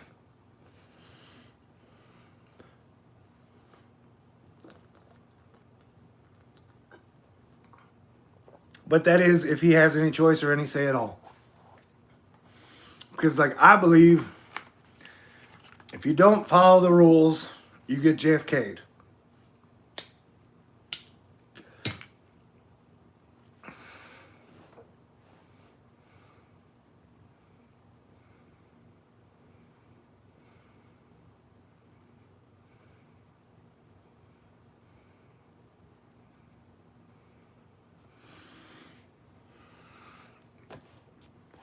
But I'm a giant Harry Potter fan. And that for 6 books, I thought Snape was a bad guy. And then I realized Snape was a good guy. And so I have mentioned many times that, honestly, you don't know whose team people are on until the chips are down. A lot of people under this system don't have an opportunity to make a choice, it would seem like. And that a day may come where the universe says, are you on Team Chaos or are you on Team Earth?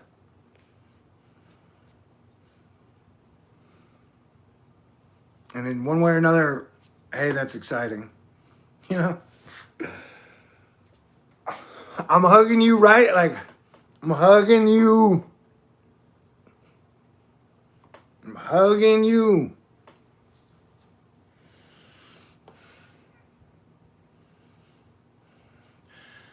And for that one person out there that this applies to, my future lady, I promise you, if I put all or like 25% of my attention into getting healthier, into getting handsomer, I can always get there.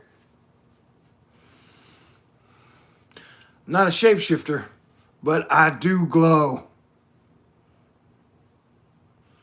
And being like 50 pounds overweight is bad for your body and your blood circulation, your heart, your liver, your kidney. Anywho's, love you guys.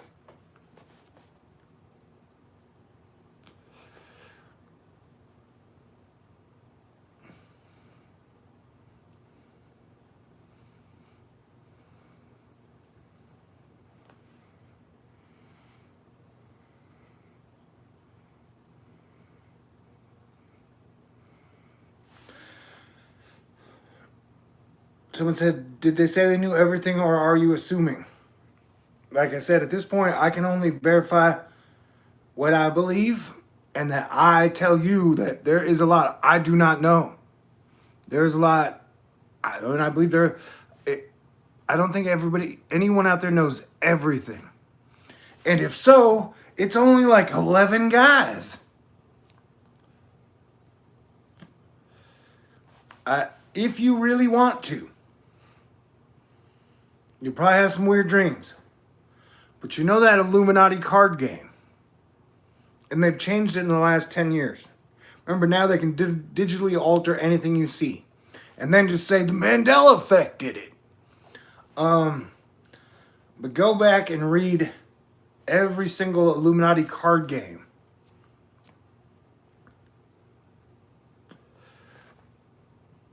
And at some point it basically says only 11 people, or maybe it's 13.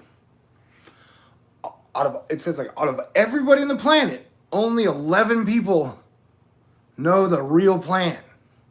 They're like, out of all the information, all of that, the tree of knowledge in a tiny human edible form is only given to 11 people.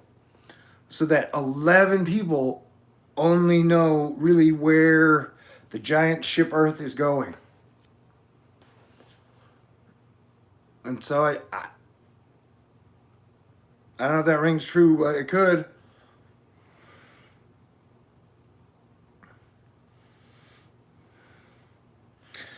And I definitely think over the last 100 years, there has been a cabal of good guys, if I can use those two words together, that have kept it together. If I'm closing out, I want to say that if I had to give a grade to the men and women of America and Earth for the last 120 years, I would give them a B minus. Civilization never collapsed. No horrible super dictator ever lasted for that long. And that we never devolved into a torture society that the Middle Ages saw for a couple hundred fucking years. We're like, in the Middle Ages for like 100 or 200 years, science's main focus was on how to torture people the best ways. That shit happened.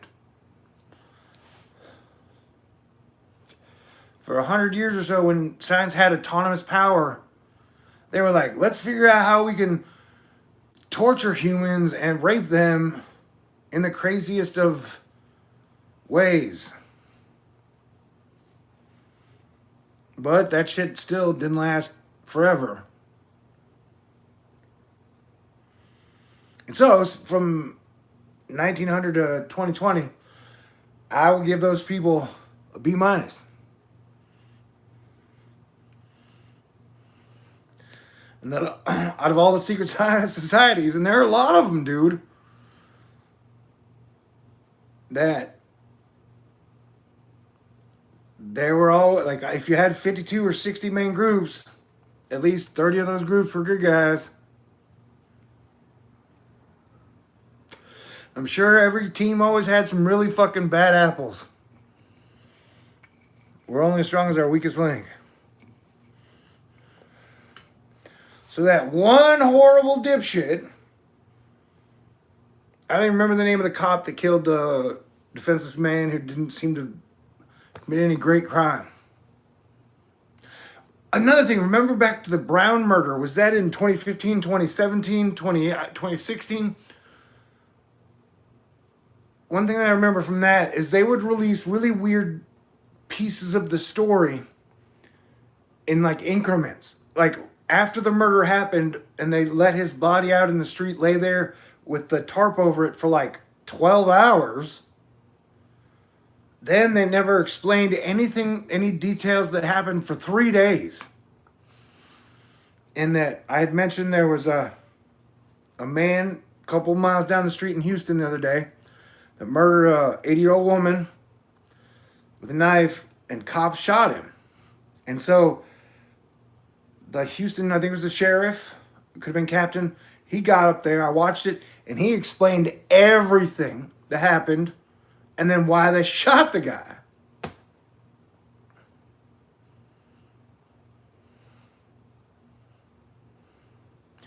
And he basically said, you know, he had just killed an 80-year-old woman, I think stole her car, and then when cops confronted him, came after the cops. It was, you know, it was like, after you just killed an 80-year-old woman, and then you approach a cop with a knife, they use lethal force. And, you know, he was like, we did this. This was how we handled it well. This was the only way to really handle this one. And so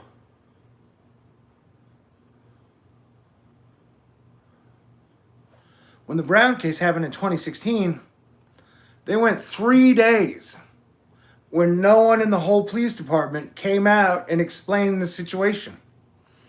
And here it probably happened an hour, maybe even 30 minutes after, maybe 2 hours after it happened. There it took 3 days. And for those 3 days, they had one set of conspiracy theories on Fox. They had one set of conspiracy theories on all the channels that aren't Fox. And that for 3 days, the two sides, and then the YouTube, everybody got to paint their own pictures. And that, so the pictures had been painted in everybody's minds already, when then the same police unit would like just leak out tiny bits of information, and the way the information flowed, it was like the right side is right, the left side is right, the right side is right, the left. And so what I'm saying is, in the same way that this one bad police officer who killed an innocent man who was begging for his life to breathe, this one guy has caused turmoil in multiple cities. And that sure would be great if we had an opposite effect, to where one man could do one thing that is so cool that it created the opposite effect of, instead of burning cities, people got out there and built things, or like this, the power that like like any positive actions don't seem to get a lot of traction on Earth. And I say that as guys tried to fire every positive arrow into this bitch, you know?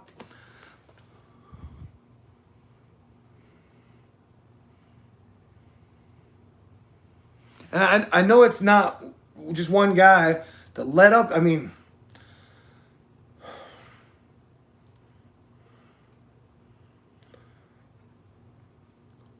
I've watched 3 movies, well, maybe 4 now.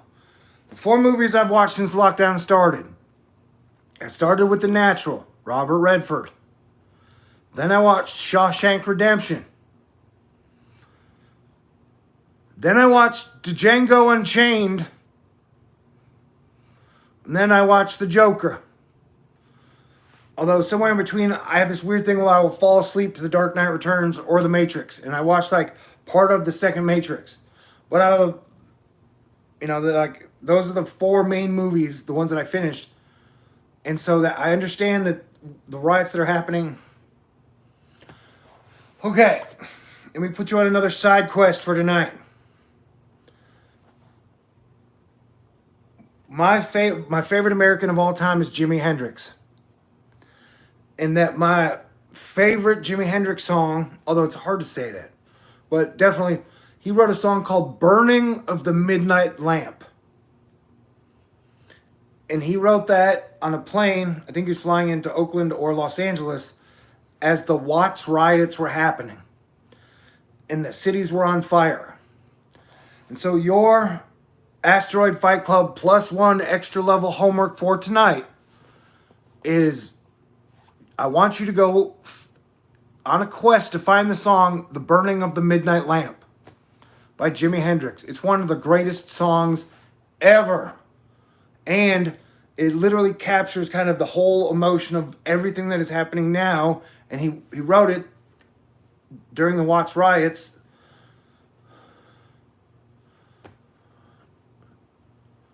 But I continue. And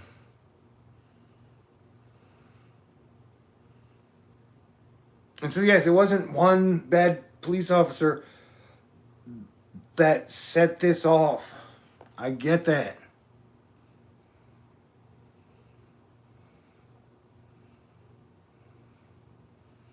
I mean, there were groups during Obama that tried to spark a race war. There have been groups under Trump that have been trying to spark a race war.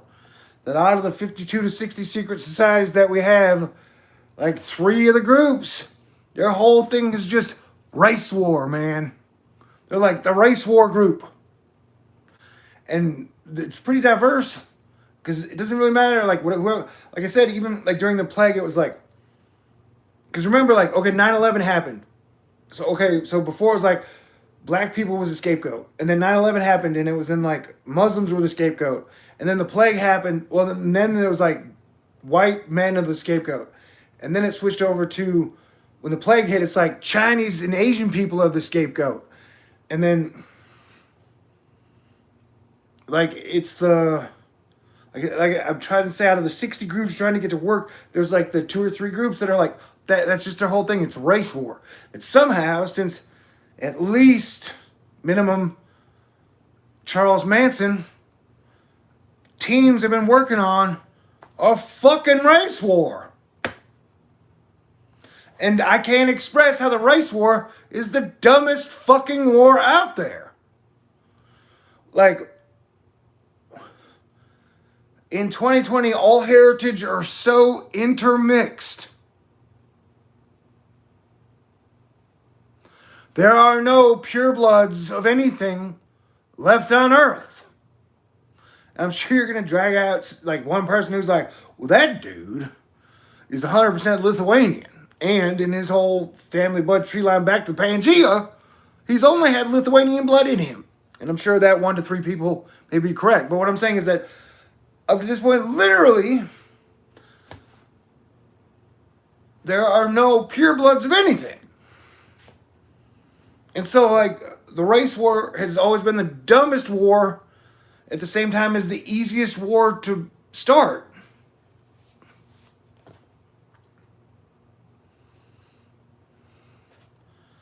I go back to was Gangs of New York, which is an amazing movie. And the reason Leonardo DiCaprio would be my Gambit if Marvel handed me the X-Men for 10 years.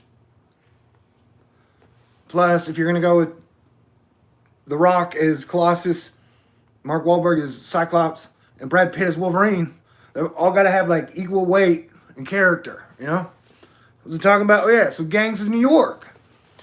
You got like the Italians versus Chinese versus the Irish, you know, like it.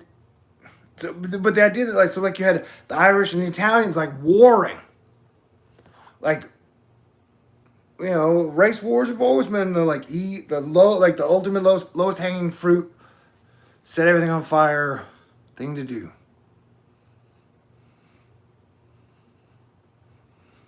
So that somehow started a new Cold War with China, and China even came out with a statement like, hey, we just want to let everybody know a new Cold War has started. And then now a new race war that is against cops has started. And then there's the Democrat-Republican war. And then if you look at any other countries, they're having some type of similar. Like, guess what? The riots in Hong Kong just started up again. Although they stopped because China and Hong Kong worked it out. I don't know about that one. Something happened with Hong Kong that upset the United States of America. I looked into it a little, but everything I read, I'm still like, wait, what? I don't. And then, because I'm not 1,000% educated on the relationship between China, Hong Kong, and America. I know that they've been like the radical independent, quote unquote, and we've given them a lot of special favors, special deals, special tariffs, special protections, and that Hong Kong may or may not have made a major like, all right, we're now, like us and China have worked it out. I'm not the expert on this subject, but I'm just saying like, some big shit happened. And so I think it was mentioned that we would impose sanctions or like take away a bunch of special shit that we gave to Hong Kong. I don't even know. There's so much happening on every level. And when I made this video, Minneapolis was like 6% burned. Any type of commercial structures. Minnesota. And can I tell you something? I don't know if you know this. The North Central America, Minnesota, Michigan, Wisconsin, even Missouri, like those are beautiful. Indiana, beautiful places, gorgeous, gorgeous. The area around the Great Lakes is gorgeous. Some of the most beautiful land, like some of the greenest. I don't know. It's why that like travel in a world that is good, that we're like we can get to go around and see a lot of different places on Earth. That like if you go, every time I've gone to new towns and cities, it always has its totally own something that's make it its own and unique. And what I'm saying is the area around the Great Lakes, Michigan, these are some of the most beautiful territories. And you know what's weird to think about? And if I said anything during this time that offended anyone, I'm sorry. It was never my intention. But like, before Europe came over, we invaded / colonized here, you know, it was like tribes and groups and gangs of Indians and, I mean, Native Americans and Central Native American, like, they all lived in their own style and type thingy. Whereas, you know, they're like,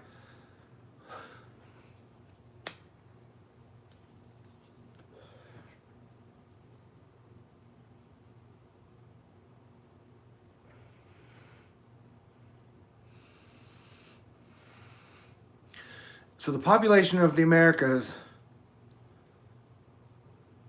if I got my math correct from John Leguizamo's Latin history, it was at 30 million. And then when the America got settled by the English in Spain, they dropped it down to 3 million.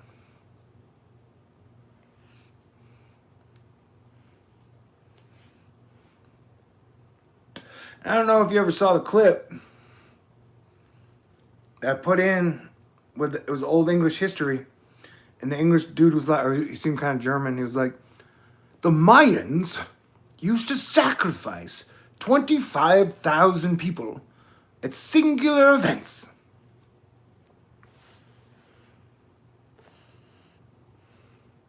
And so it seems like some way we are dealing with that still. And I've always thought we've been over sacrificed. And so I've been on a team that is like doing what we can to end human sacrifice.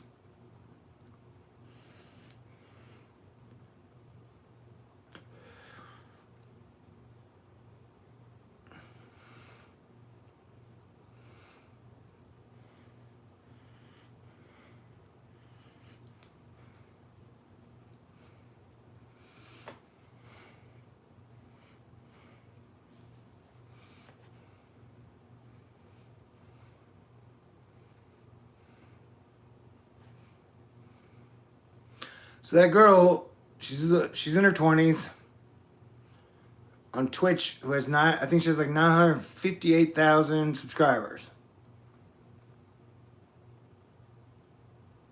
She's like, what should I do for my 1,000,000 subscriber video? So yeah, it would be cool to pick up a little extra side cash, doing part-time work for her. Although she had 230 videos. And people would be, you know, people would be like, don't quit your day job. And I'm not, ever. What I'm saying is, in 2020, this is pretty much like all I used to do. I have made a confession before that like if I would work or concentrate on Planetary Defense Commander stuff for like 10 or 12 or 14 or 16 hours in a day, there's like a day or two where I gotta focus on something else. And so my weakness was the tarot or astrology videos because there are a lot of beautiful, talented women in it. And that I gave up watching the tarot videos altogether because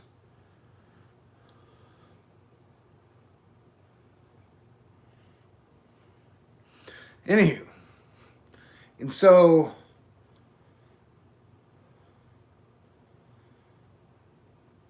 that like I would like to take a break from the doom and the hurricanes.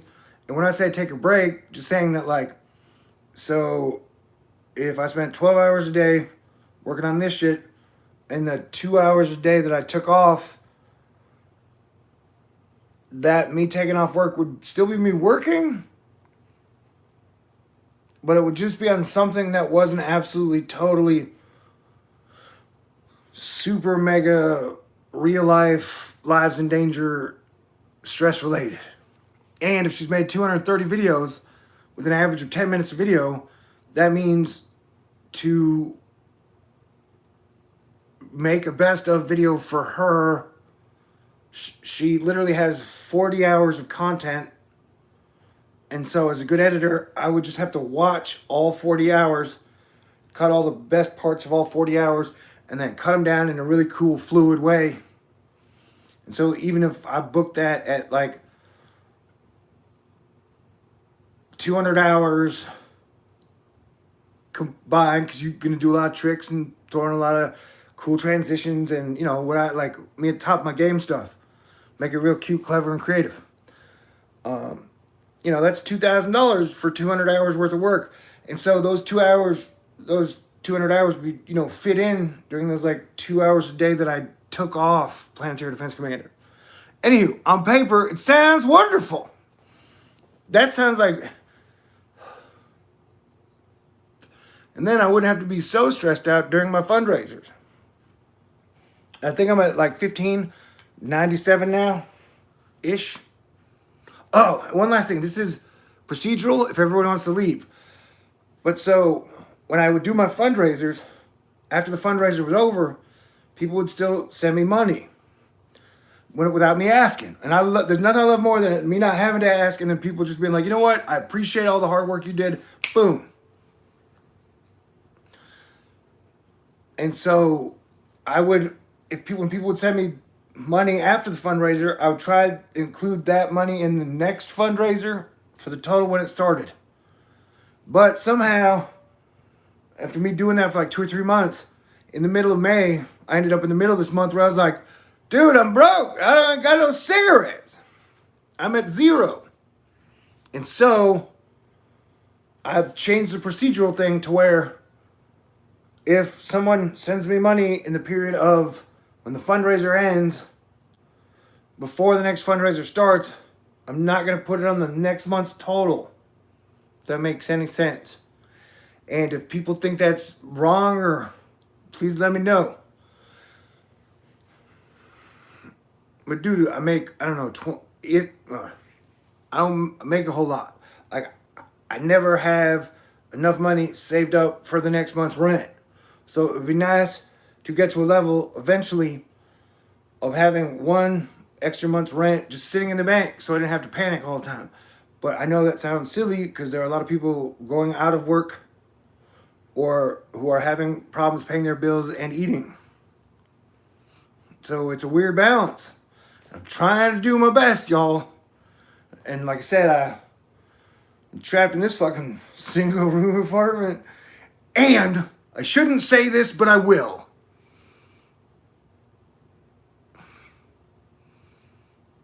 I haven't kissed anyone in 2.5 years. I believe I've made that clear. And I think that if the most beautiful woman and coolest, smartest woman showed up on my doorstep tomorrow and she saw my bathroom, there's zero chance she would make out with me.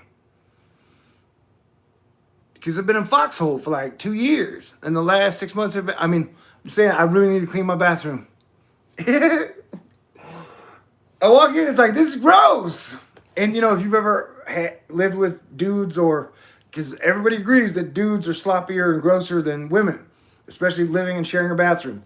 Dudes are somehow just grosser.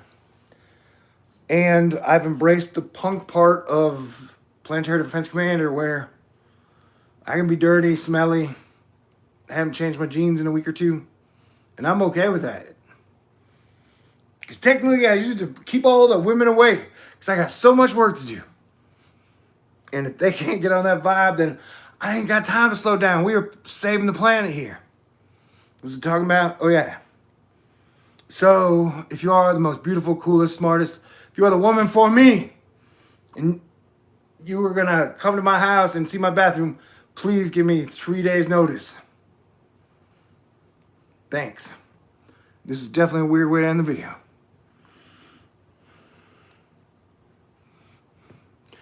But honesty's my thing, and like living in front of the camera is somehow the style I picked. But I do gotta say that the whole game show aspect of having to survive and live and do good enough that I make it the next month, I love, like, it's an adrenaline rush. Because I'm working hard for the money. And the weird thing is, like, when I get, because I pray. And some days I pray and pray. Some days I pray more than others. And I definitely should pray more. But it is on the rare occasions that I pray for money. Like, I gotta be desperate. Like, I pray for a lot of other stuff, but the times that I pray for money are rare. But whenever I need, like, if I need money, because if you're asking God for favors, like I said, I spend a lot of time asking for peace on earth and asking for mankind to work it out and find the, like, for protection for the people I love, for the people of earth, for my family, for my, like, even my enemy. Like, I'm praying for all this big stuff. And so sometimes when I gotta say, hey, God, I need you to help me out with rent, it feels weird. But I do it when I need to. It's true. Man, life is strange, huh? My dreams have been weird. What did I dream about last night? I don't know. Okay. Well, thank you for being with me. Okay, quantum science. Can I tell a joke? And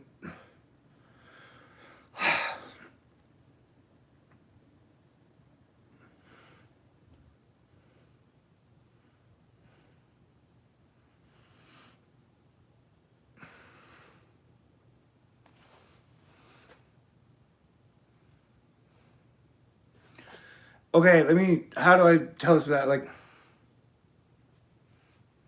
I won't tell it. It's about my family. And like I said, I don't,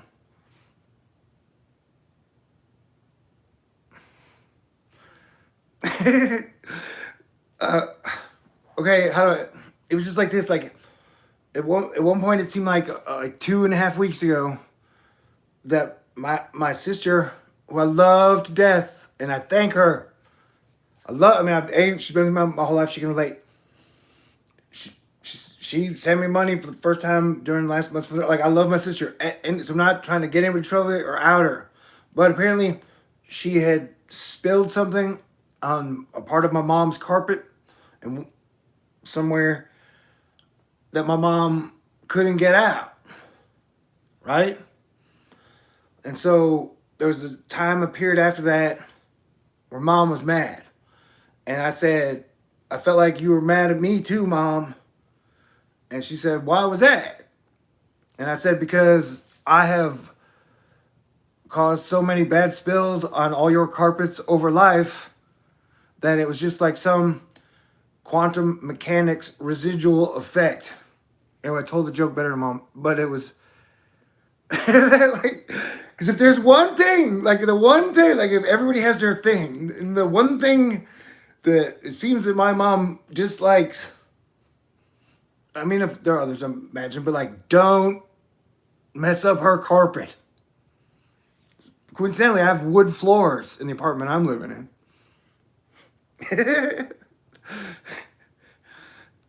But there was something cute and human and family about it from my point of view, to where Mom was like, your sister messed up the carpet. And my sister was like, Mom's mad because it messed up the carpet.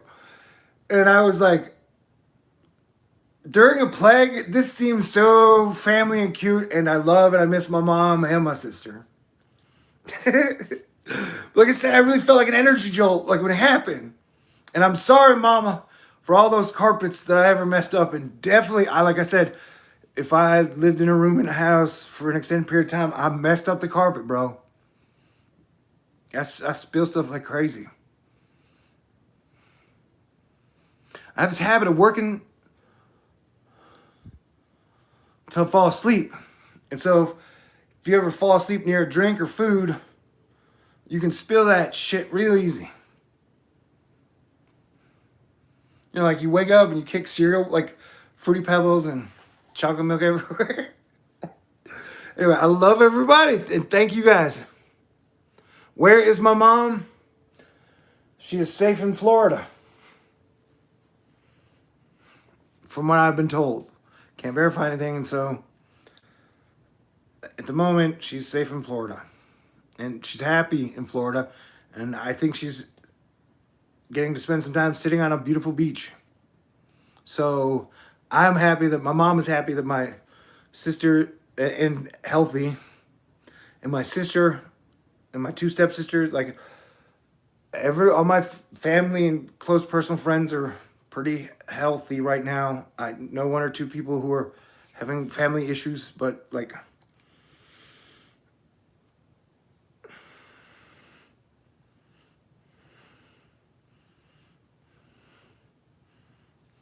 I'm grateful. And I hope I get to hug my mama again. And I definitely hope I get to kiss a pretty lady again.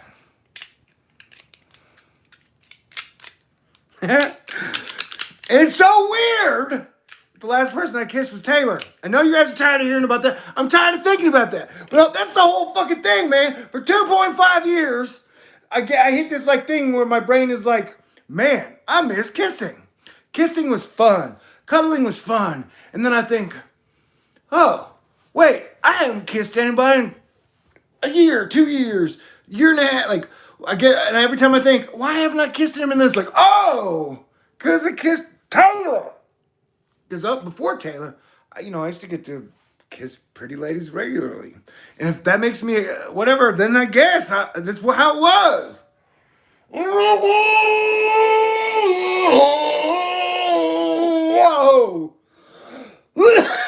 She'll be coming around the mountain. She'll be coming around the mountain.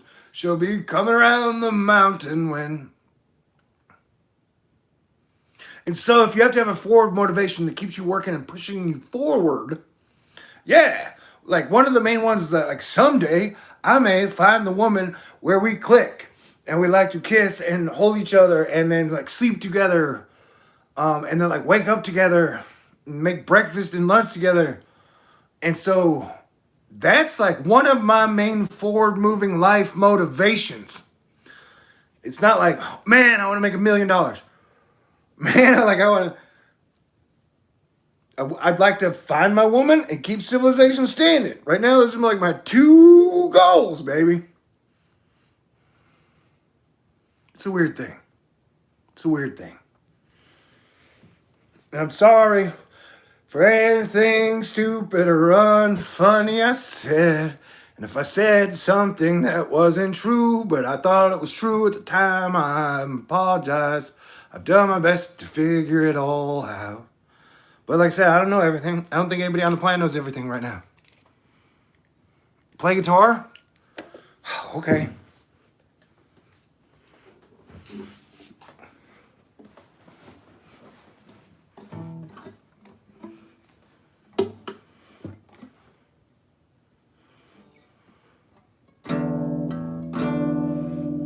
And I've mentioned before that I only know one song. It's kind of complicated. And I just keep playing it over and over. And so I'm in the zone of sometimes I get tired that I only know one song. I'm frustrated. And then sometimes I'm just really happy to be playing that one song. And so in May, which I warned would be not a lot of fun because you'd have Venus going retrograde, Pluto went retrograde, Saturn went retrograde, Jupiter went retrograde. That I have been frustrated with my guitar, and I'm not mad at my guitar. I love my guitar. I love my guitars. I gotta restring the other one. Okay, what's it talking about? Oh. So I'm sorry, I only know one song, but you requested it. So I said play it for you. Okay, let's start at this part of it though.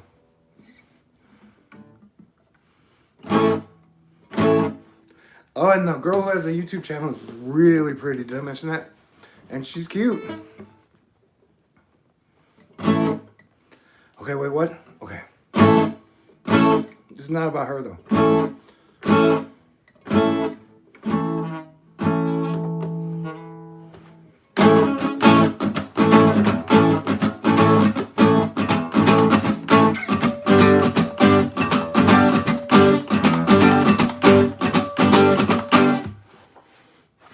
I gotta find a good way to sit. I'm so fat, sitting is uncomfortable. Dang, I'll get in shape. This I swear. Reverse the in Scarlet and Gone with the Wind, where she's like, and I swear, as God is my witness, I shall never go hungry again. Well, I guess I'm flipping that and being like, and I swear, with God as my witness, I will get back into Thor shape. And I can't just blame it on solar minimum. It sounds like something a jackass would do.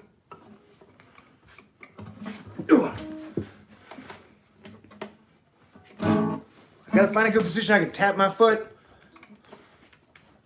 and sit comfortably. We're not there yet. Okay, maybe we are.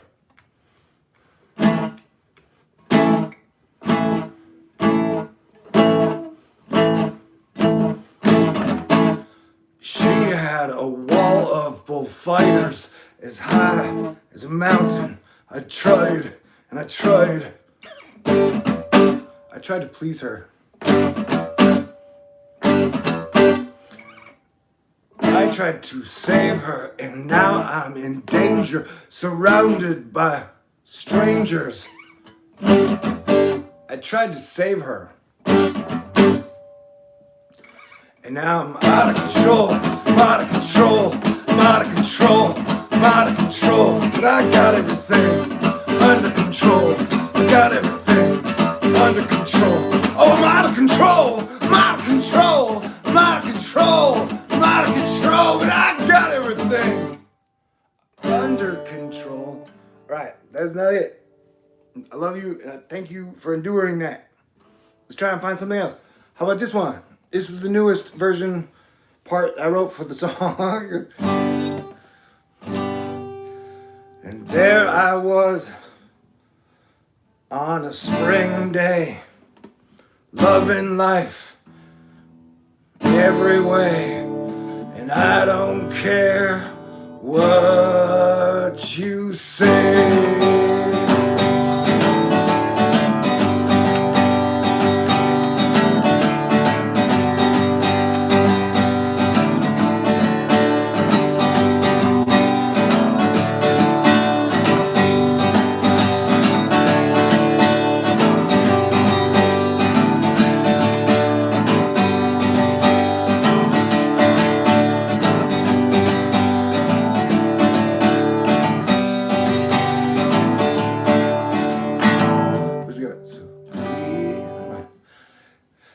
This is my personal energetic space, so please get out of my face.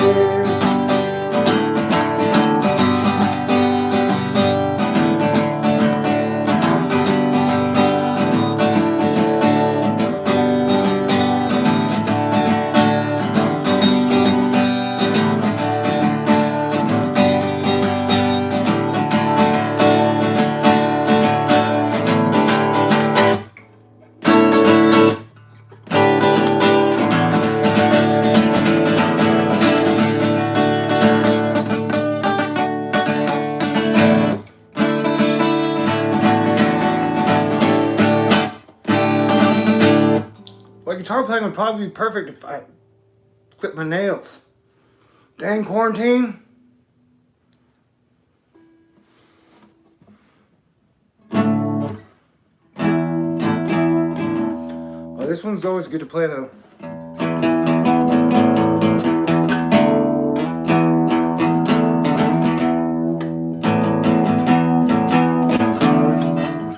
No. I'm in too many funks. I am in too many funks. Can you please get me out?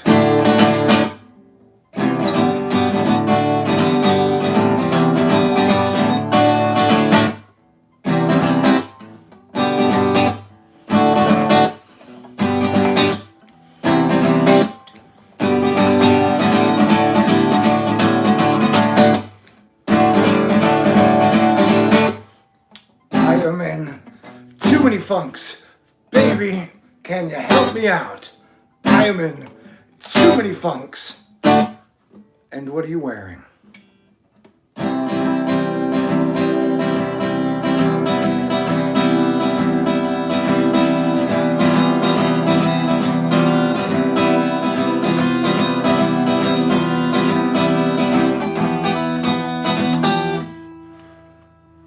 And then it was like my pinky just went off and got dumb again. Why, pinky? Why? But the cute girl who was a Capricorn Filipina German, who I think I'm going to try and get the part-time editing work, at least for the one video, one shot. And as an editor, because I've done freelance editing on and off my whole life. And anytime you get a freelance editing project, I always attack it like, A, you try and understand the client and then the client's vision and then do the best you can. Like, that is a whole thing in itself. And so, the idea of taking her 40 videos and making a best of, getting paid to do it, would be great. She did mention she is single. So I gotta walk that line carefully. Definitely. What the? Jenny?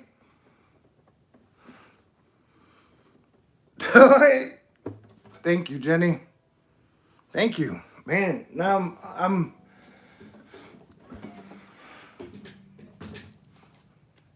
thank you. Wow. Y'all, this is, I'm going to make my note. Jenny, I love Forrest Gump 2. Is it on Netflix, Hulu, or HBO? And yeah,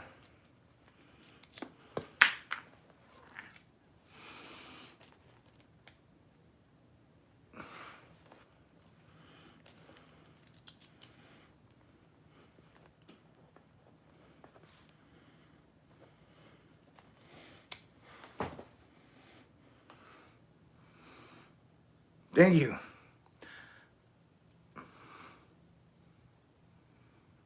And thank you. And I was feeling guilty because I have Netflix, which is $12 a month. I have HBO Go, which is $15. And I had it for Game of Thrones, and I saw the Joker on it. But my default show has still been Silicon Valley. That when everything is freaking out and I need something to escape, somehow I can watch Silicon Valley over and over and over again, and there's something that's funny, and there's something I can learn. And they're just such a cool, like, if you're going to tell a Silicon Valley story about all that shit, the Twitter and the Google, like, if you're talking about all that, the Winklevoss, like, the other movie I watched was The Social Network. So that yesterday, Trump wrote executive order talking about this group. And so I've been saying, if you just want a little, like, better knowledge on things, rewatch The Social Network, which is a great movie, by the way. Eduardo's the hero. And then Silicon Valley. Silicon Valley's brilliant. And that Jack, it's funny. Another thing that was weird was, if you watch in Silicon Valley, there's a character who always talks about the 3 commas. And he feels like a worthless guy because that's how many commas are in $1 billion. 3 of them. And so whenever he's not a billionaire and he just has like 997 million, he feels totally worthless. Anyway, one of the funniest bits in the show, although there are many, this would be like ranked 14. He's mad at Richard, one of the main characters, because his old car had doors that open like this, up and down. Or like this. He doesn't want like average non-billionaire doors open like this. And so one of the funniest things, he's like, I want doors that open like this. And so during the Elon Musk car commercial, when they got out of the Tesla, it had doors that open like this. It had billionaire doors. Because that's what he was talking about. I want billionaire doors on my car. And so I thought it was funny that when Elon Musk Teslas rolled out to the space launch, they had billionaire doors. So yeah, if you got time, and you want to get caught up to all the inside secret, how weird it is, and how much it's emotional personality of people, like interacting people. It's helped. Anyway, so first I had to thank you, Jenny. Thank you. But then I had a guilt because like I guess, and then Hulu, I have the Hulu with ads, so it's like $4.99. I could probably get rid of HBO though. The reason I still have it is because I've been meaning to finish The Watchmen. And I watched The Watchmen 3 times, and I still can't get past the first or second episode. And everybody's like, you have to see it. So I have to physically force myself to watch it, then I can get rid of the HBO. But the weird thing is, in The Watchmen, and the first graphic novel is like the greatest thing ever. I think the two are kind of unrelated, slightly related, I don't know. It's a whole weird thing. And the whole show is about the sides wear the masks. So even before the plague, when one of my good buddies, Apollo, T-Dog, was like, you gotta, like, he's one of my friends, he's like, he's the reason I still have HBO. He's like, you gotta watch it. And so I'm like, I will. And then I go to watch it, and it's really like sad or depressing or tense or like, I'm like, dude, I can't handle this shit. I can't go from like hurricane, like, I gotta go to a comedy. Anywho, I'm trying to say, but during the one episode I've seen, or 1.5 episodes, it's all about the mask wearers. And so it's on me. I will finish up The Watchmen, and then I'll tell you not if you should see it. Agents of S.H.I.E.L.D. I got to put that on my list too because it looks good. And, you know, when I watched Parks and Rec, it had women that I thought I was like, I couldn't get enough of April. And then in Brooklyn 99, you had Diaz and Santiago. And I definitely couldn't, you know, I know it always helps if that makes me lesser of that means I got a 4% toxic masculinity ratio, then I'm sorry. But damn, those women are, I don't know. Anywho, okay, I love you guys. You guys are super duper fantastic and awesome. Thank you for being here with me. Cities are on fire. Like I get to take a break from.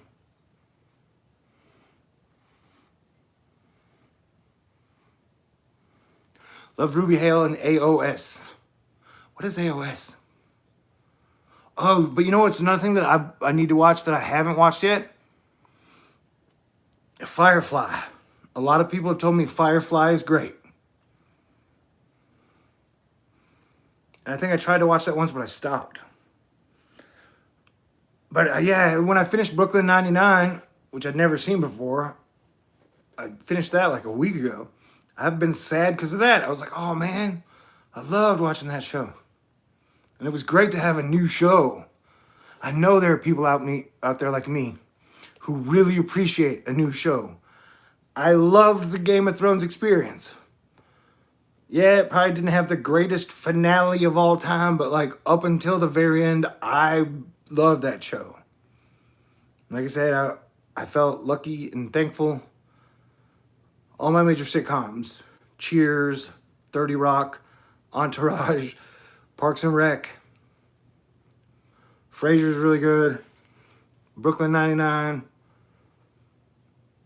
Like I have to eat or read I have to read or watch something when I eat. It's just what I do. So I usually like to do. I don't like to talk and eat. It's like to eat and watch or read. And so today, I didn't know what to watch while I ate. So I watched the first episode of the show Taxi. So it's on Hulu. And it was really, really, really, really good. And it told a lot of jokes you couldn't get away with today. But overall, they were good jokes that were extremely relevant in the late 70s. It was like,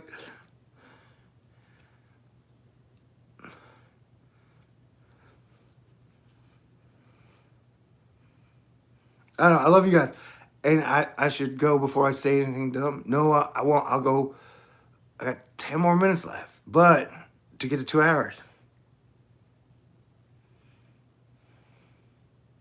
Then I haven't watched. Oh, here's the whole thing. What I definitely need to do then, I need to finish The Watchmen so I can get rid of HBO until they come out with some show that has to be seen. I don't know. Because I haven't gotten a Disney thing yet. And there's like a Disney Hulu package that's either 4 or 10.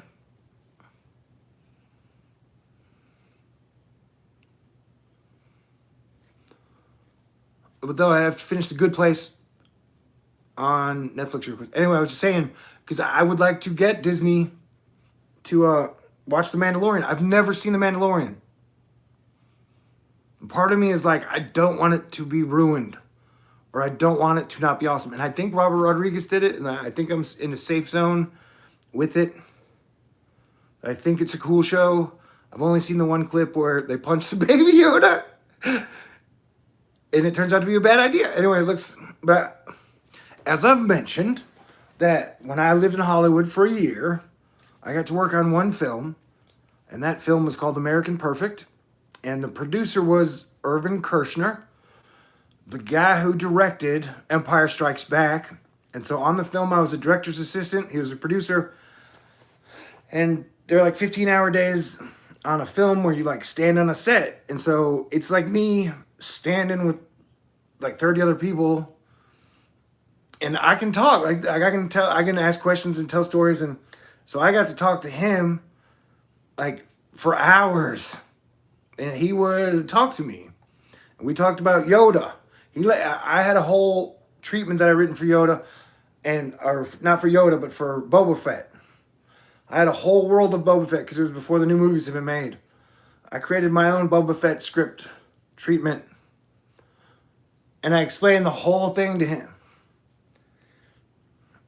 And he loved it. And he honestly said, my idea was better than what Lucas was going to do.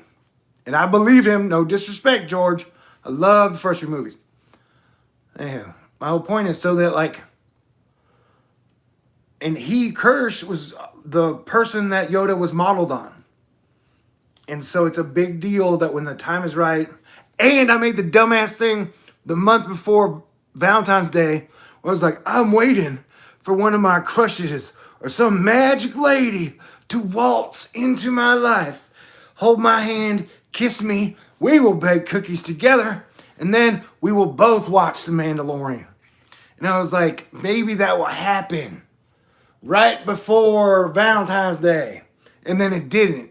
And then I was like, oh crap, there's been no trigger that has got me to The Mandalorian yet.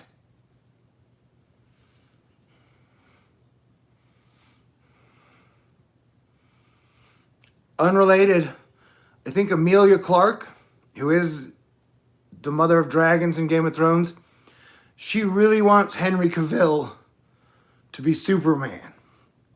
So if anybody's out there and I can influence and I think Cavill's a good Superman. I'm not sure he's been handed the best of screenplays.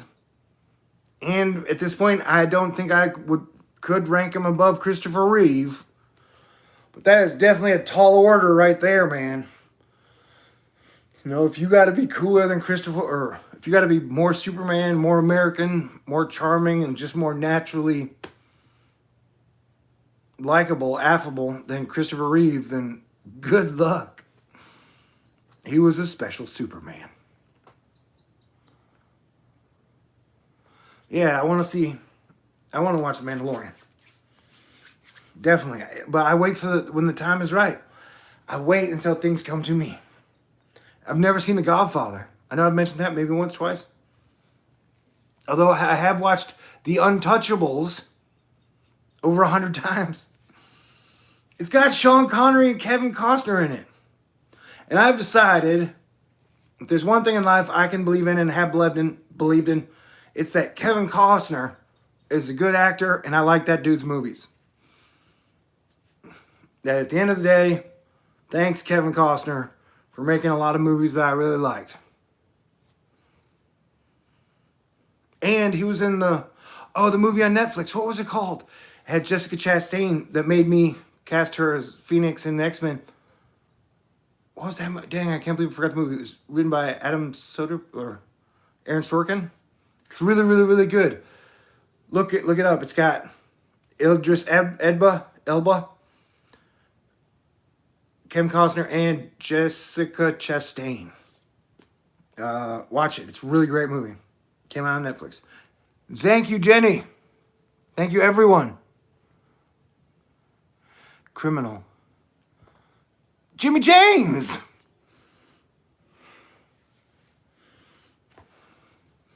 Jimmy James sounds like he'd be hanging out with Billy the Kid. You guys are great. I'm going to get better lighting. I'm going to get handsomer.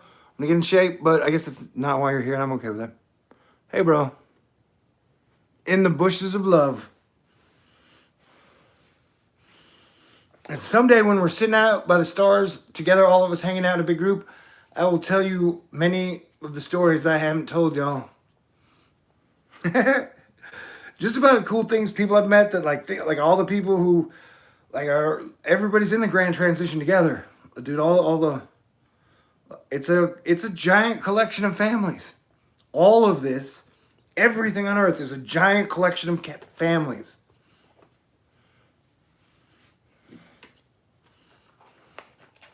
So there are many times people are like, this person's evil, this people are evil. I'm like, well, when I met either that person or someone in their family and got to talk to them for an hour or two, they didn't seem evil at all to me, man. And I'm usually a pretty decent judge of character. And that does not apply to anyone directly. See, anyway, I love you guys. I was in a movie, and it wasn't Forrest Gump. What movie was it?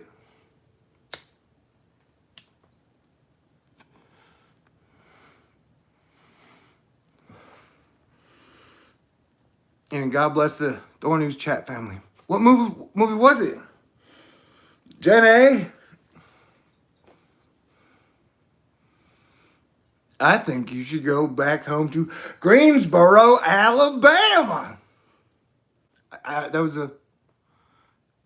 Oh. Yeah, and I don't consider porn movies. Movies are definitely one of the best art forms on the planet. And movies changed my life and helped craft the man I am today. You were in an indie. Indiana Jones? Indiana Jones. So, since we're at the tail end of this, I've told you this story before, but before the plague hit, I was like, you know what they should do? They should make an Indiana Jones where it turns out that Indiana Jones was a ladies' man. And so at one point in time, some group is like, oh, by the way, Brad Pitt is your son. Chris Pratt is your son. Matthew Damien's your son. Chris Evans is your son. And then like Dave Chappelle is your son. Jon Stewart's your son. And then he has like one daughter, Sarah Silverman. And so he's like, Indiana Jones finds out that he's got like 15 kids at the same time. And they're all like kind of like in their 30s, 40s, the Indiana Jones. And when I usually see the movies in my head and it starts out with like one main scene and then everything else flows from the scene back or forwards.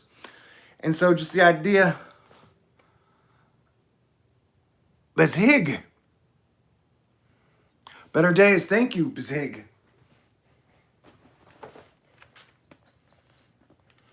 You gotta write down so I can thank everybody properly. Thank you, thank y'all. And better days. Thank you for reminding me better days. Because there are times when I'm a half Planetary Defense Commander where I need y'all to remind me that, like, we're not going to have cities on fire every day. 2020 has been like a bad advent calendar. So, the one cool Indiana Jones scene that I think is so hilarious, and so when Indiana gets his 15 kids at once, he's got them like kind of all in a classroom, and he's got to like learn about them, and they ask each other questions. Like, and every time I see it, it's really, really funny. But I think that would be a cool idea. Anywho.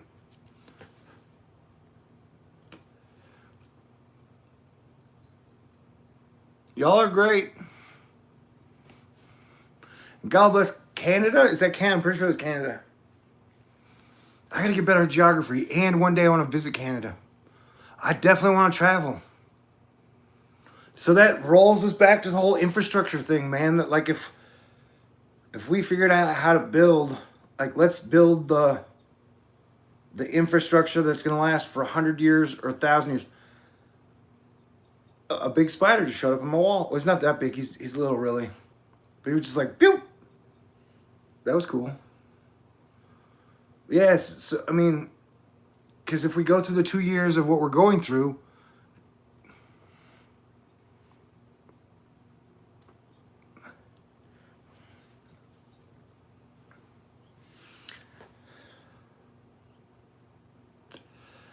yo, B, I still have a theory that I saw you playing guitar a year ago when I saw the Sponge Show, which is in one of my top 3 rock and roll shows I've ever seen my whole life. Technically, it's number 1 because it kind of saved my life at a time. I was like, how do I do this anymore? And then there it was. There was some of the greatest rock and roll on the planet.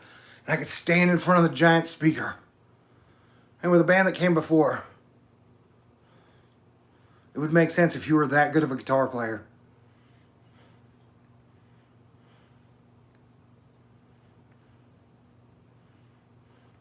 Because it seems like really crazy or really, I'm not really crazy, really good musicians or really creative people get my form of weirdness or randomness or crazy, like. And I love guitar tone and guitar players. Drummers and bassists too, though. There was a secret. Shit, I gotta get better at reading the chat and shit. I gotta get that laser surgery in my eyes. Peace lasers in my eyeballs.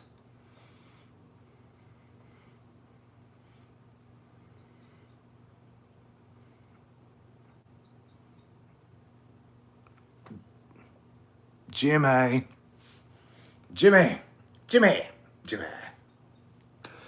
See, like, I feel like I can't go down while the counters are on. That would be uncool of me. But, what? Shit, okay, 1 minute for me to find my damn glasses. Where, oh, where could my glasses be? Oh, where have they gone?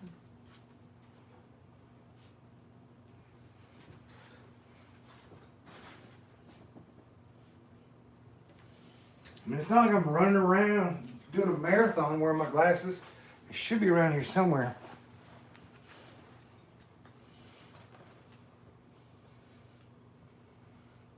If you were reading glasses, where would you be?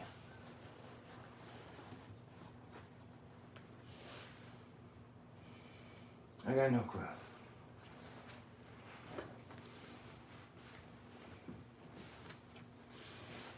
All right, how about this? This is gonna be really a super nerd out on you. I'm gonna test out my new camera.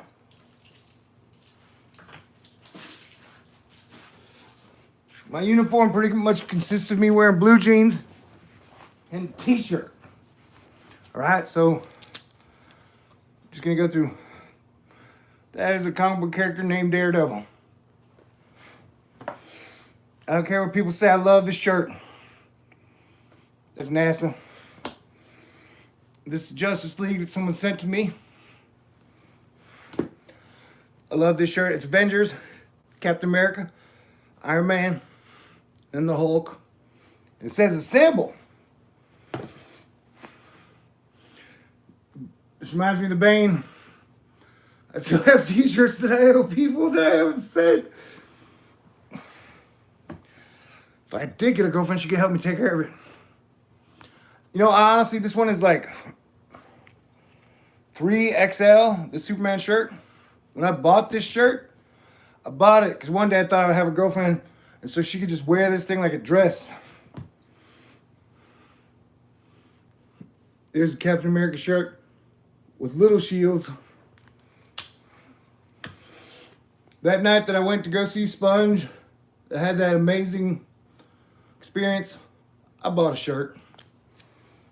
I'm glad I did. Hope this doesn't trigger you.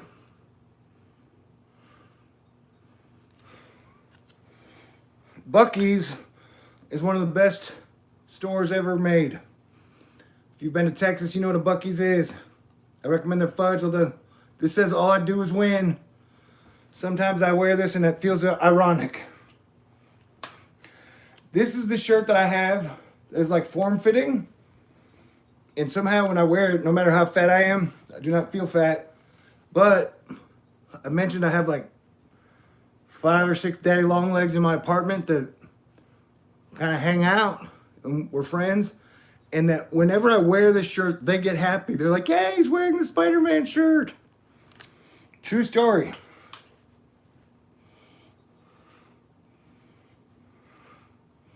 This is my X-Men shirt. Got Rogue, Psylocke. I think it has Jubilee somewhere. Wolverine. Gambit.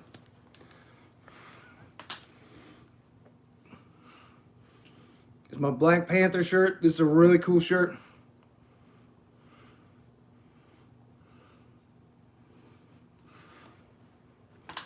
And then this is Firestorm.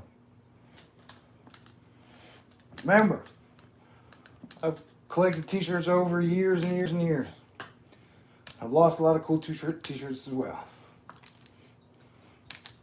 This has been my uniform for the last 25 years. I was wearing superhero t-shirts years before it became popular. I haven't had one girlfriend say, "All you ever do is wear superhero t-shirts. It's embarrassing."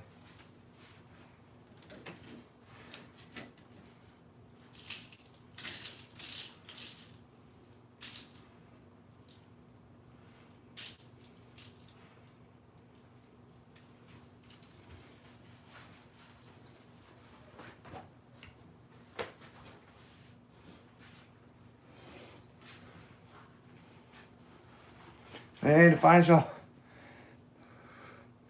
This is my Astonisher shirt. All right, how am I doing? What's up, yo?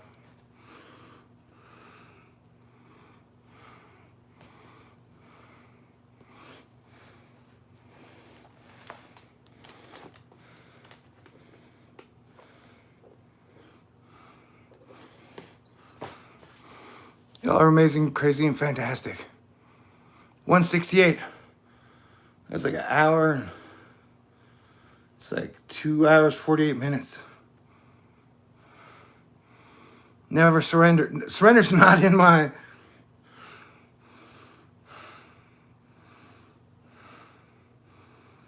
You know?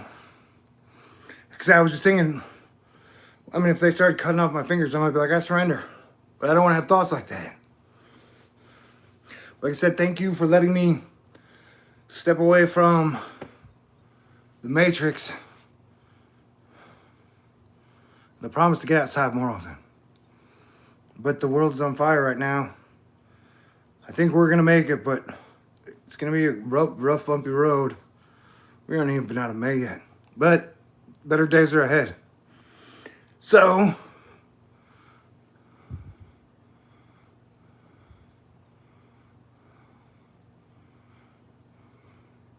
somebody was just thinking about marriage. Same. I still have this weird feeling there's a chance I could get married in 2020. To who? I don't know. That's like the great mystery to me.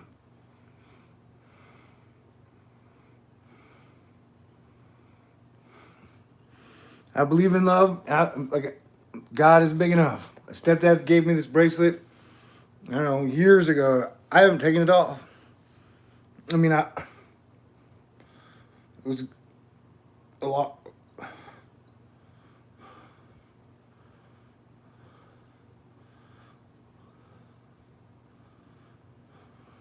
Yeah.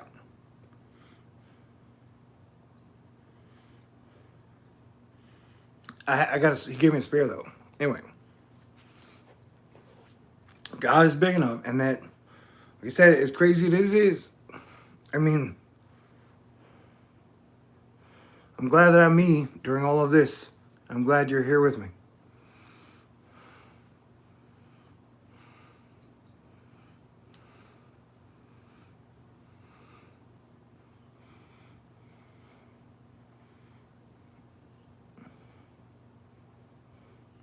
Someone just asked, how do you find a girl with social distancing? I have no idea. And I have admitted that, like, one of the many motivations I had when I started my channel at the very beginning was I was like, well, hey, this is a great way to attract the woman I'm looking for. Like, if I show her that I'm really smart, I'm really funny, I'm really entertaining, know how to tell stories, like, that if I put my coolness out there, it will help me find the woman that I'm looking for. But 7 years later, that strategy has sucked. So I am not the expert on how to find, like, ooh, maybe we could do a YouTube show, like, how to find the love of your life in a plague, race war, lockdown.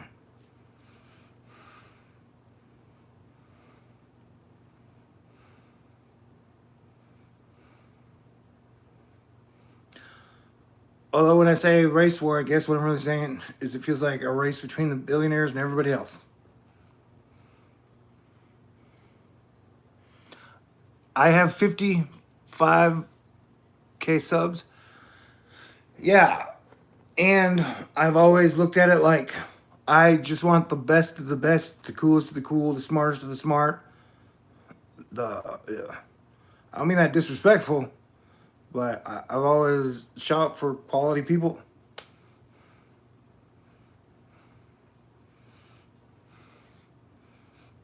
Like I say, if you're going to go to a party, who do you want at that party? Cool people, dude. Smart people. Other people who can cook, tell stories, be funny, play guitar, play in, like, all the people that are going to work. People that are going to help you build the stage. Like, or the palapa, which is kind of like a gazebo. But different? I don't know. So yeah, never, and like I said, even on the live stream, I've always, the weird thing is that, like, if I have more than 12 people, I always feel a great responsibility. I believe something like anytime 2 or more people gather, it's a church, or I got that wrong. So if that is true, and anytime 12 or more people gather, and then there's a great responsibility on me. So to me, anything over 12 is like a large responsibility. You're still putting something out there, making a connection. So, and it seems like the people who watch me, I mean, it's a very diverse, pretty dang smart. Most of y'all are badass, super awesome, cool. Across all sectors, all jobs, all incomes, families. All of us that have soldiered through. I gotta get better lighting for my face. I'm way handsomer than this, people.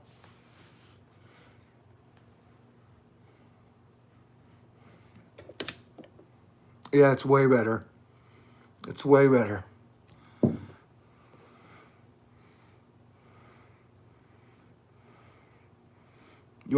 My eyes are so blind.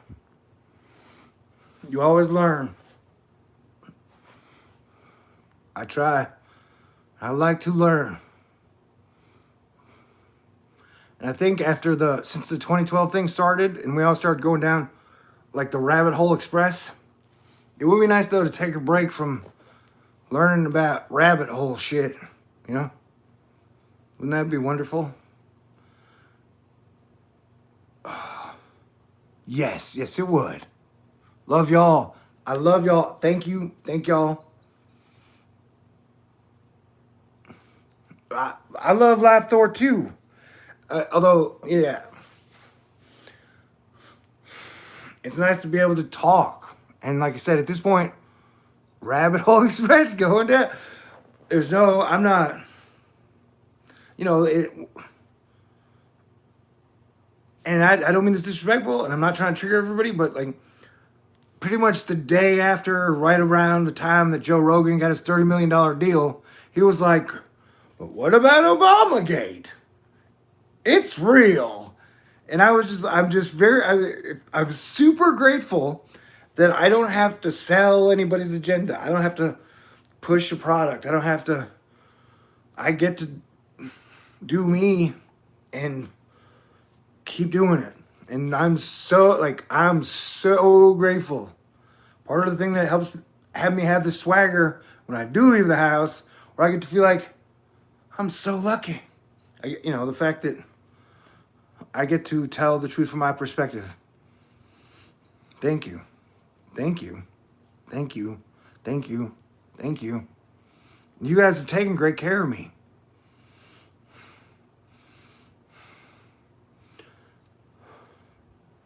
Thank you. I'm pretty real.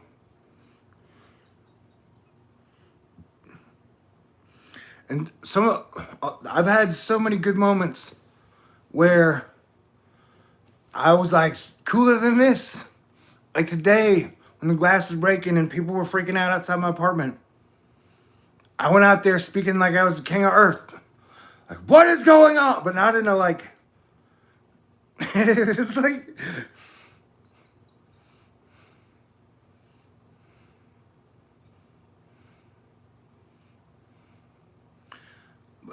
I learned from my stepdad.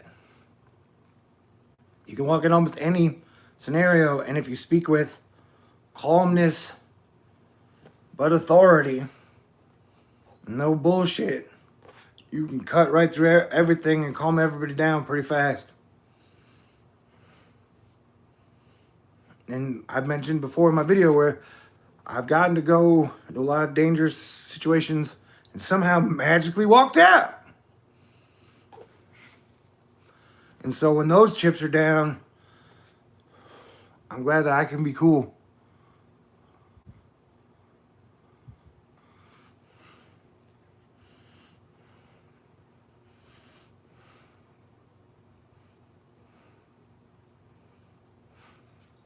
All right, I'm gonna do what I can to keep it together. You guys can do what you can to keep it together. What I missed? See, I gotta.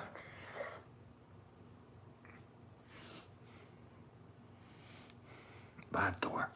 Okay. So I have a car. Cause the thing is still ticking. I bought this a couple years ago.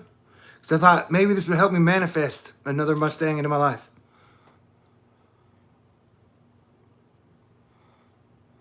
So, yeah, I saw the face in the tree.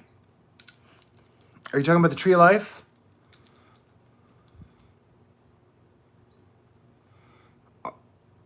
Are you drunk, man? I had 3 beers over this 178-minute live cast. I'm not, do I feel drunk? No. Am I buzzed? Maybe a little. Day moons are always awesome.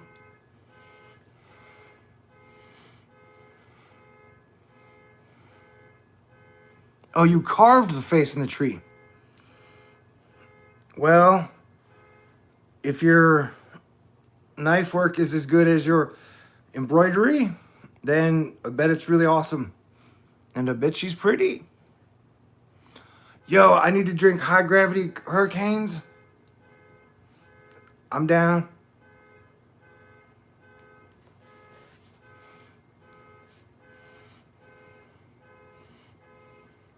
You guys hear the car alarm? A car alarm. A car alarm is just like a beat.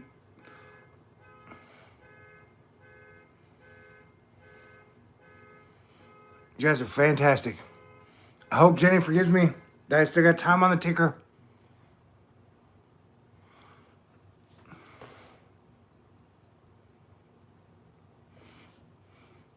I gotta get better at reading the chat stuff. Tea time, tea me. I'll get it back to you eventually, soon.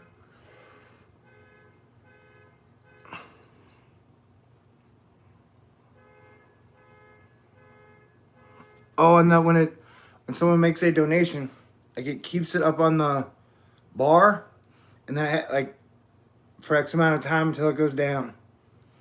And so like that little notification, why I'm extremely grateful, makes me feel guilty. I'm like, man, on the little ticker, it's still got a little bit of time left.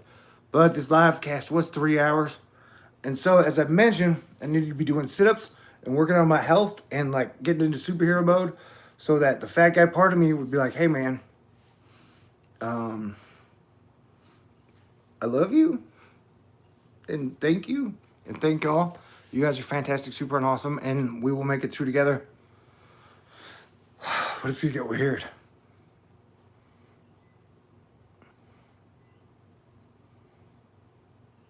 Time has definitely been weird in 2020. It's fluidier than ever.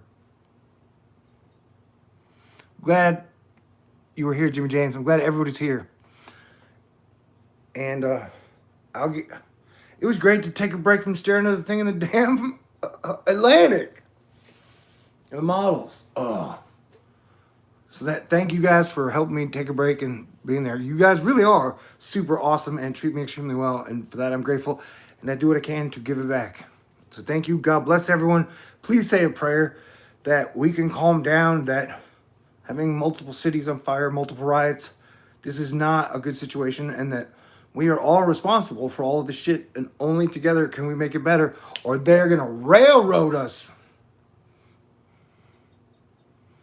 Thank you. Thanks, Victory.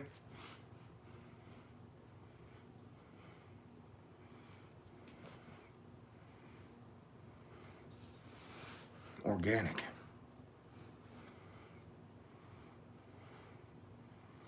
But yeah, thanks to Brent and tell, Brent and I are buddies, so the buddy part is not part of the Selena part. But if you get a chance, tell Selena that I love her and hope her and her family are doing well, and that I hope she finds love. But dude, do her in front of a rock and roll band thing. At some point, with or without me, like Selena and those girls should do an animated X-Men show, especially now that Marvel has created the What If animated series. Like that thing is a slam dunk, and even in you could make a badass animated program even during the next 2 years of lockdown.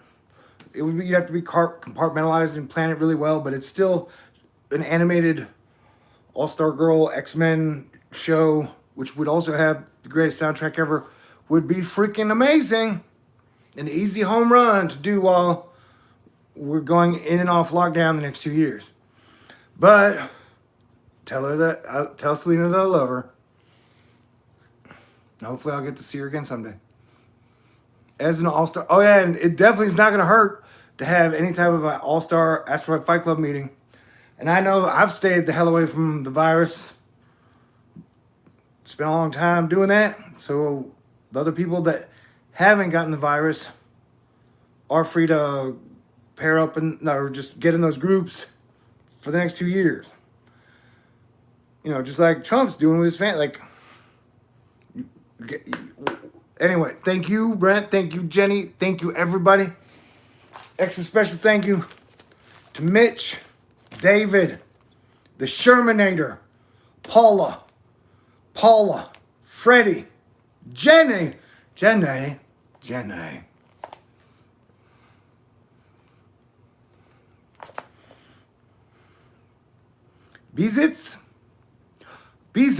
Bezits. And thank you, Noodles. Thank you, everybody. You guys are awesome. And then thank you to Bar, Forrest, Deffenbaugh, and everybody else at BBA. They're my favorite law firm. Like I said, and good luck to the astronauts, the Marine, and the Air Force dude who are probably going to be launching soon.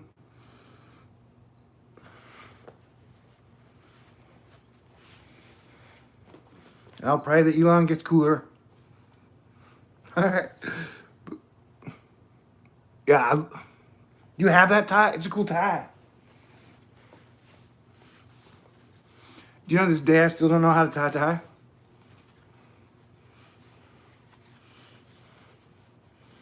And so for all the lawyers I ever worked for, I never knew how to tie a tie. So every single time I had to go to a trial or deposition and I had to wear a tie, there was always like the period right, before where I'd be like, hey dude, can you tie my tie? So like we could be on a case that was $30 million. It was just a number I picked. And they're like, you're about to go into some big room where all these people are deciding like 30 million. I'm like, hey dude, can you tie my tie? Every single time. It was like, I always thought it was funny. And so if it was like a sitcom, that'd be like my character thing. He just didn't know how to tie a tie. And somehow that always led to some type of dialogue thingy, and then every time kind of chained on forward.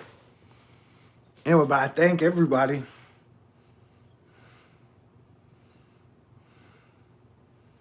And Mr. Barr is also a peace officer. He's a sheriff.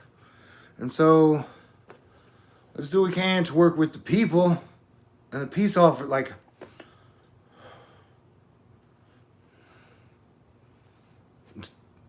keep people fed, keep the lights on.